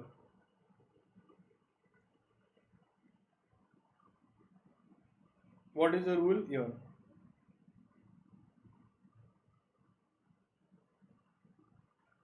Okay. Let's see. This is entirely one in one go only. Clear? Now pay attention. I will explain it and you will understand it very easily. Very first thing, there will be 3 dates. How many dates it will be? 3 different days. One is date of invoice, date of payment, and the other one is date of completion of service or completion of goods or delivery. Clear? Provision of supply. 3 dates. First, you had to ask the question date of completion. Then we'll see INP later. Invoice and payment we'll see later. But first you have to ask completion. When was the goods given? When was the service given? So let's see. Very first question you have to ask is when was the goods or service supplied? Was it supplied before the change in rate? So the very first, if you want to do this, the first question, okay, change in rate rules. Rules for section 14, change in rate. What is the first rule? You will ask a question. Question number 1. Is the supply given before or after change in rate. So either you will come to know either it is given before or you will come to know it is given after the change in rate. So let's take a case where it is given the supply was given before the change in rate. Concept clear? So first case is where we are saying first you have to take the date of supply, catch the date of supply and say that was the rate changed before that. So if the rate was changed before the supply, then this rule will apply. So if it comes, is the supply given before the change in rate? So if it is before and if it is after. If it is before, then we will see, then we will take the other two dates. So first you play around with this and then you use these two. Then you take date of invoice, date of payment. So if this is before, okay, supply was before, supply is before the change in rate, then date of invoice we will see and date of payment we will see. If date anything whichever comes before again, then that will be the time of supply, or time of supply will be whichever. If this is also before, then we will take time of supply is date of invoice. Okay, if this is before and this is after, so before we will catch. If it was something like this, I and P, and this came, this was after and this was before. So whichever is before we will catch that and put it as the time of supply. So if this is before, it was supplied before, and even whichever is before, so the date of payment was also before, then the time of supply will be date of payment. Concept clear? Yes or no? Means whichever is before, then you will catch it. So first you identify whether the supply was before, yes. Then whether invoice comes before or payment comes before, whichever comes before will be the time of supply. And since this is before the change in rate, invoice will be this, and on that time obviously the old rate will apply. Old rate will apply. Here again the old rate will apply, because whichever, if it is before the change in rate.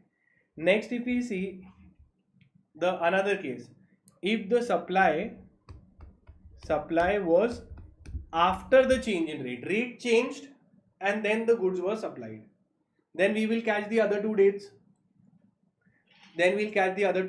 Which are those? Invoice and payment. Once we come to know that yes, supply was after, then we'll take invoice. Whichever comes after will now be the time of supply. So if this was after and this was before, then whichever is after we'll catch that. So invoice will be the time of supply, and since it is after the change in rate and that is the time of supply, then the new rate will apply. If we reverse the case, here and here, this was before and this was after, so whichever is before, you just take that and put it up as time of supply. This was after, so then we will say the date of payment, and since it is after, the new rate will apply. So again, what is the question? First you figure out the supply when it is there, then that becomes the dominant, then another that whichever is similar to it, that will only come. So let's take an example, not example, I mean we'll do it now properly. Now you will be able to participate with me. Now that I have given you the explanation, I understand, now you will get clarity if you pay attention. Okay, what it is there, let's see. Supplied before, then whichever comes, like if none of them are with the dominating thing, then you will say whichever is earlier. If they are not matching with the first one, you'll say whichever is earlier. Here before, so whichever is before, you'll pick up and say that is the date of time of supply, and since it is before the change in rate, then and that is the time of supply, that time the old rate will be prevalent. Here supplied before, so whichever is before we'll pick it up, Date of payment, we'll put it up here, and since it is before the change in rate, then that time the old rate will be prevailing. Here again, when if it is supplied after, then if both after is there and all the others are invoice and payment are different, then we'll say whichever is earlier, and since both are before, we'll say the old rate will apply. Here, since the supply was given after, and invoice and payment, whichever is after, we'll pick it up, and since this is after, then the date of payment is the particular time of supply, and since date of payment is after, then we will say the new rate will apply.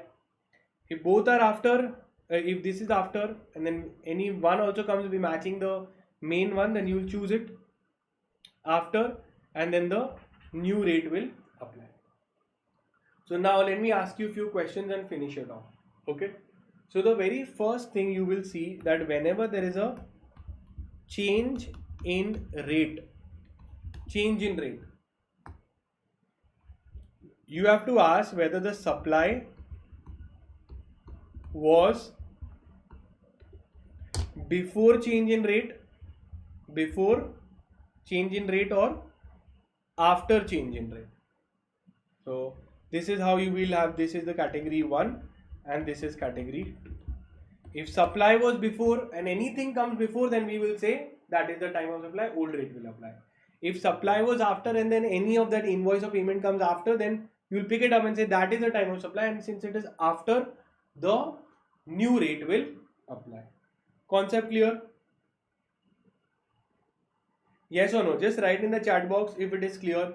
If you want more in depth and a little more with examples, then you go into the dream batch. I have explained it with the sums also. Right now I'm trying to cover more things in short time. Now we are doing section 15. Value of supply. Till here I'm just waiting for you all to put in the chat box. Am I clear? Yes or no? Clear? Yes or no? Clear, sir. Great. Jenny, Viganshi, great. Okay, nice. Now we'll start with section 15. Now section 15 is the value of supply. All this while we were seeing the rate. Okay. Now let's say if I buy a laptop, if I go to buy a laptop and laptop is of 1 lakh rupees, rate will be applied on the value. So we will apply the whatever rate is there, 18%, it is applied on the value, right? On the value of goods. So rate is always applied on the value. Therefore, you have to know what all is to be included in value, what all is to be excluded in value, because after you apply, then you will come to know the GST amount. Okay, so let's see. In section 15 has 5 subsections. Subsection 1 says about transaction value. Very important, that transaction value is actually at what value the transaction is going on. It is the price paid or payable by the buyer or his agent when they both are unrelated, and price is the sole consideration. Second, it gives you few inclusions, what all is to be included. Your subsection 3 talks about exclusions, 4 talks about certain valuation rules, and 5th talks about determined by the government, valuation determined by the government. So let's look. Subsection 1 says that the value of supply, normally if I go in a store and I pay 1 lakh, then say 1 lakh. Why? Because that was the sole consideration. I paid only 1 lakh, or paid now, later, by me, by my agent, whatever is the sole consideration. Okay, and we both are unrelated. So value is the transaction value that we will take. Transaction value means the amount of the transaction when it is between unrelated parties, and price is the sole consideration. Then we see inclusions in the value of supply. What all is included?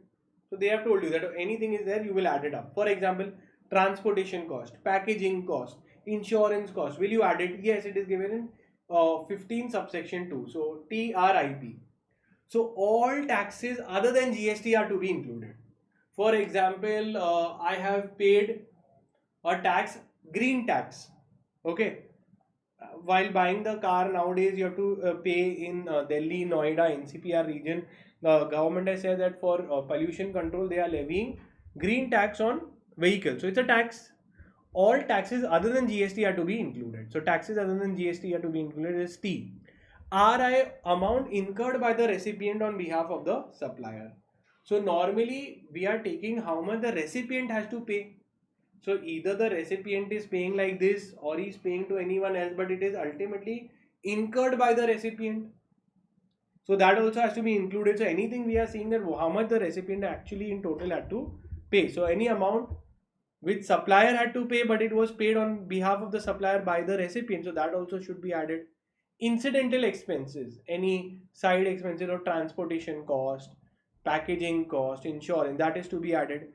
Penalty, now we had seen that normally if a penalty is levied, even that is to be added into the value, and GST is levied even on that, because government feels that you are earning in by levying late fees, etc. So if you are earning, give us a small portion of it as well. And S is private subsidies. So government giving a subsidy is not added into the value, but a particular private company giving a subsidy. For example, a private company out of the CSR funds is donating rupees 10 per product.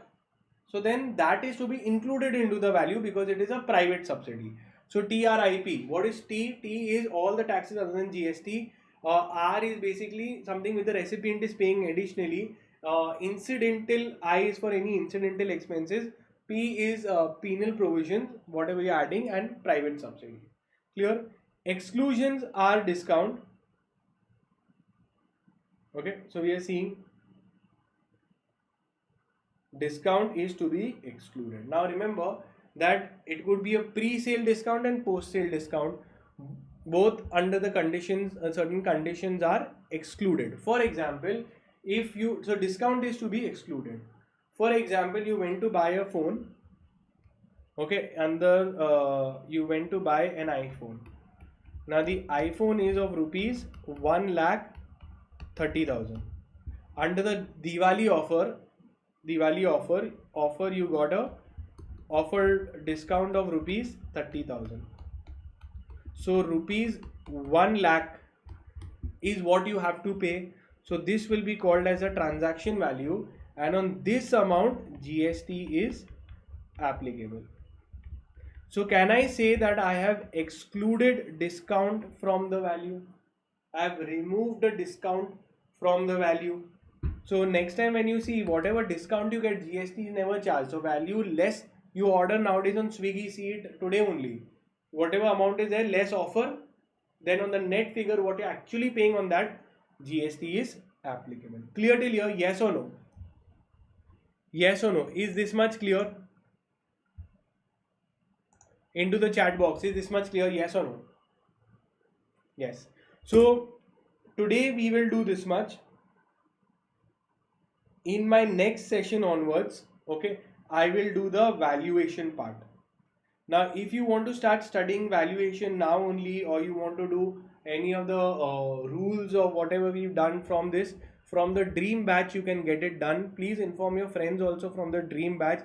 It will immensely help any self-study student, any student who wants an English lectures. Okay, this is very, very important for you to inform. I just expect you all to give that shout out. I'm putting in the efforts, want to see all of you all. So that is it for today. I hope all of you all have subscribed to the dream batch. If not, immediately go and subscribe. It will be very, very beneficial to you. Okay. So that is it for today. Next time I will be starting with your in the next part of the marathon, I will be starting with your ITC provisions. Clear? Any doubts, any questions, anything you all want to ask, I'm there. I'm going to listen to you all, read your messages. You all can tell me. And do like the video if not yet like the video. I'm reading up your comments, anything you all want to say. You see, these are major, like today's session itself, you can easily score 20 to 30 marks. Okay, just perfect it and finish it off. Yeah. Okay. So that is it for today. You all can now, for my next marathon, I will be updating. It's there on the schedule also. You all can check it up.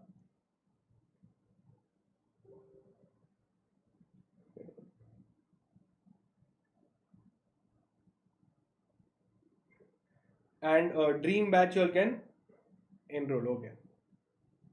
Thank you so much, sir. All clear. Great stuff, Sona. Gen Z. Nice.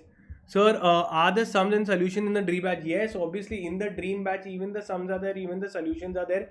Video lectures are there completely. I told you it's an access to the paid lectures. Okay. Yeah. Okay. And it's so simple. You also, Usha, I'm happy that it has built your confidence.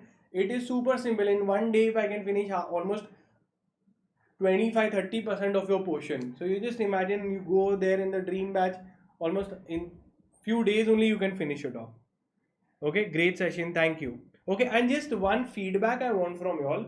One feedback. Today's session which is there. Okay, I just want one session that this particular mode of teaching where I'm walking and this interface, is it better than me or the earlier interface which is there? Which I sit here and I explain whether this interface is better or today's interface is better. So today's session was better in terms of visual representation, where I was being little bit walking, explaining. Is this better for all of you all, or when I sit in the this side, I'm sitting here on the table and explaining? Which is better? Let me know. Reading a chat box. And also one request: tell a friend, tell any student, especially for South India students, if it is a crime if you don't inform a South India friend that these lectures are going on. Okay, because they are struggling. Some students, you never know, you might really help them clear the exam. The efforts and all these. It takes huge amount of effort to make these PPTs, etc. You know that it takes years of experience to cover in a short span so much. For you all, it might be 3 hours, 4 hours, but actually, it's years of experience. Only after that, I can do all this for you all. Okay, reading in your comments anything which you are comfortable. Okay, earlier interface. Okay, Rohit got it. Okay, so I'll keep a mixture of both since I'm getting all combined reactions. Maybe a little more reaction will be better. It was a great session you just made. It gets simpler. Yes, Srinidhi, great. Sitting is better cause walking feels better. Walking feels good. No, I'm asking that whether my interface where I'm sitting in one place and teaching, is that better, or today's interface where I was standing throughout the lecture and little bit moving around also. So I want to know from a student perspective, from your perspective, which you found easier to understand. So let's say yesterday marathon which I taken, day before marathon which I taken, I was sitting on a chair.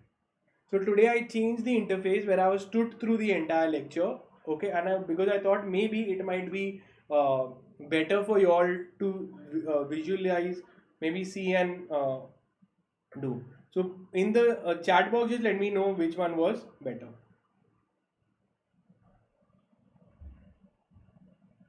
Because walking, so today's okay, fine. So just others also, please put in your viewpoints. I just want to have a view from everyone, so more views will be much better to understand. And also just one last thing is, the dream batch is something that you have to go and subscribe. If you have not subscribed, blindly go and do. It is there in the this. You will get an access into the phone and laptop both, and unlimited views till your exam. So even one day before, if you're feeling panicky in any chapter, you can go and complete it in the dream batch. Okay, so do that, and it is only 99 rupees, like a free. It is a free access only because the lectures are of thousands of rupees. So go ahead, take it and inform your friend also. That's all. I will see you all. Your job is to complete the balance part and resume your studies, self study now. Take care, guys. Bye. I will be reading your chats. You can tell if any comments you'll have also.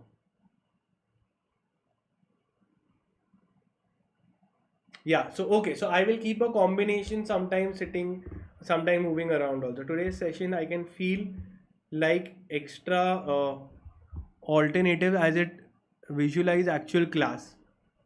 Got it, got it. Okay, guys. Thank you so much for your valuable feedback. Okay, Rohit, Usha, Jensi, Maha, Shubh, Sona, Sriniti. Have a great day. Enjoy. Usha, bye.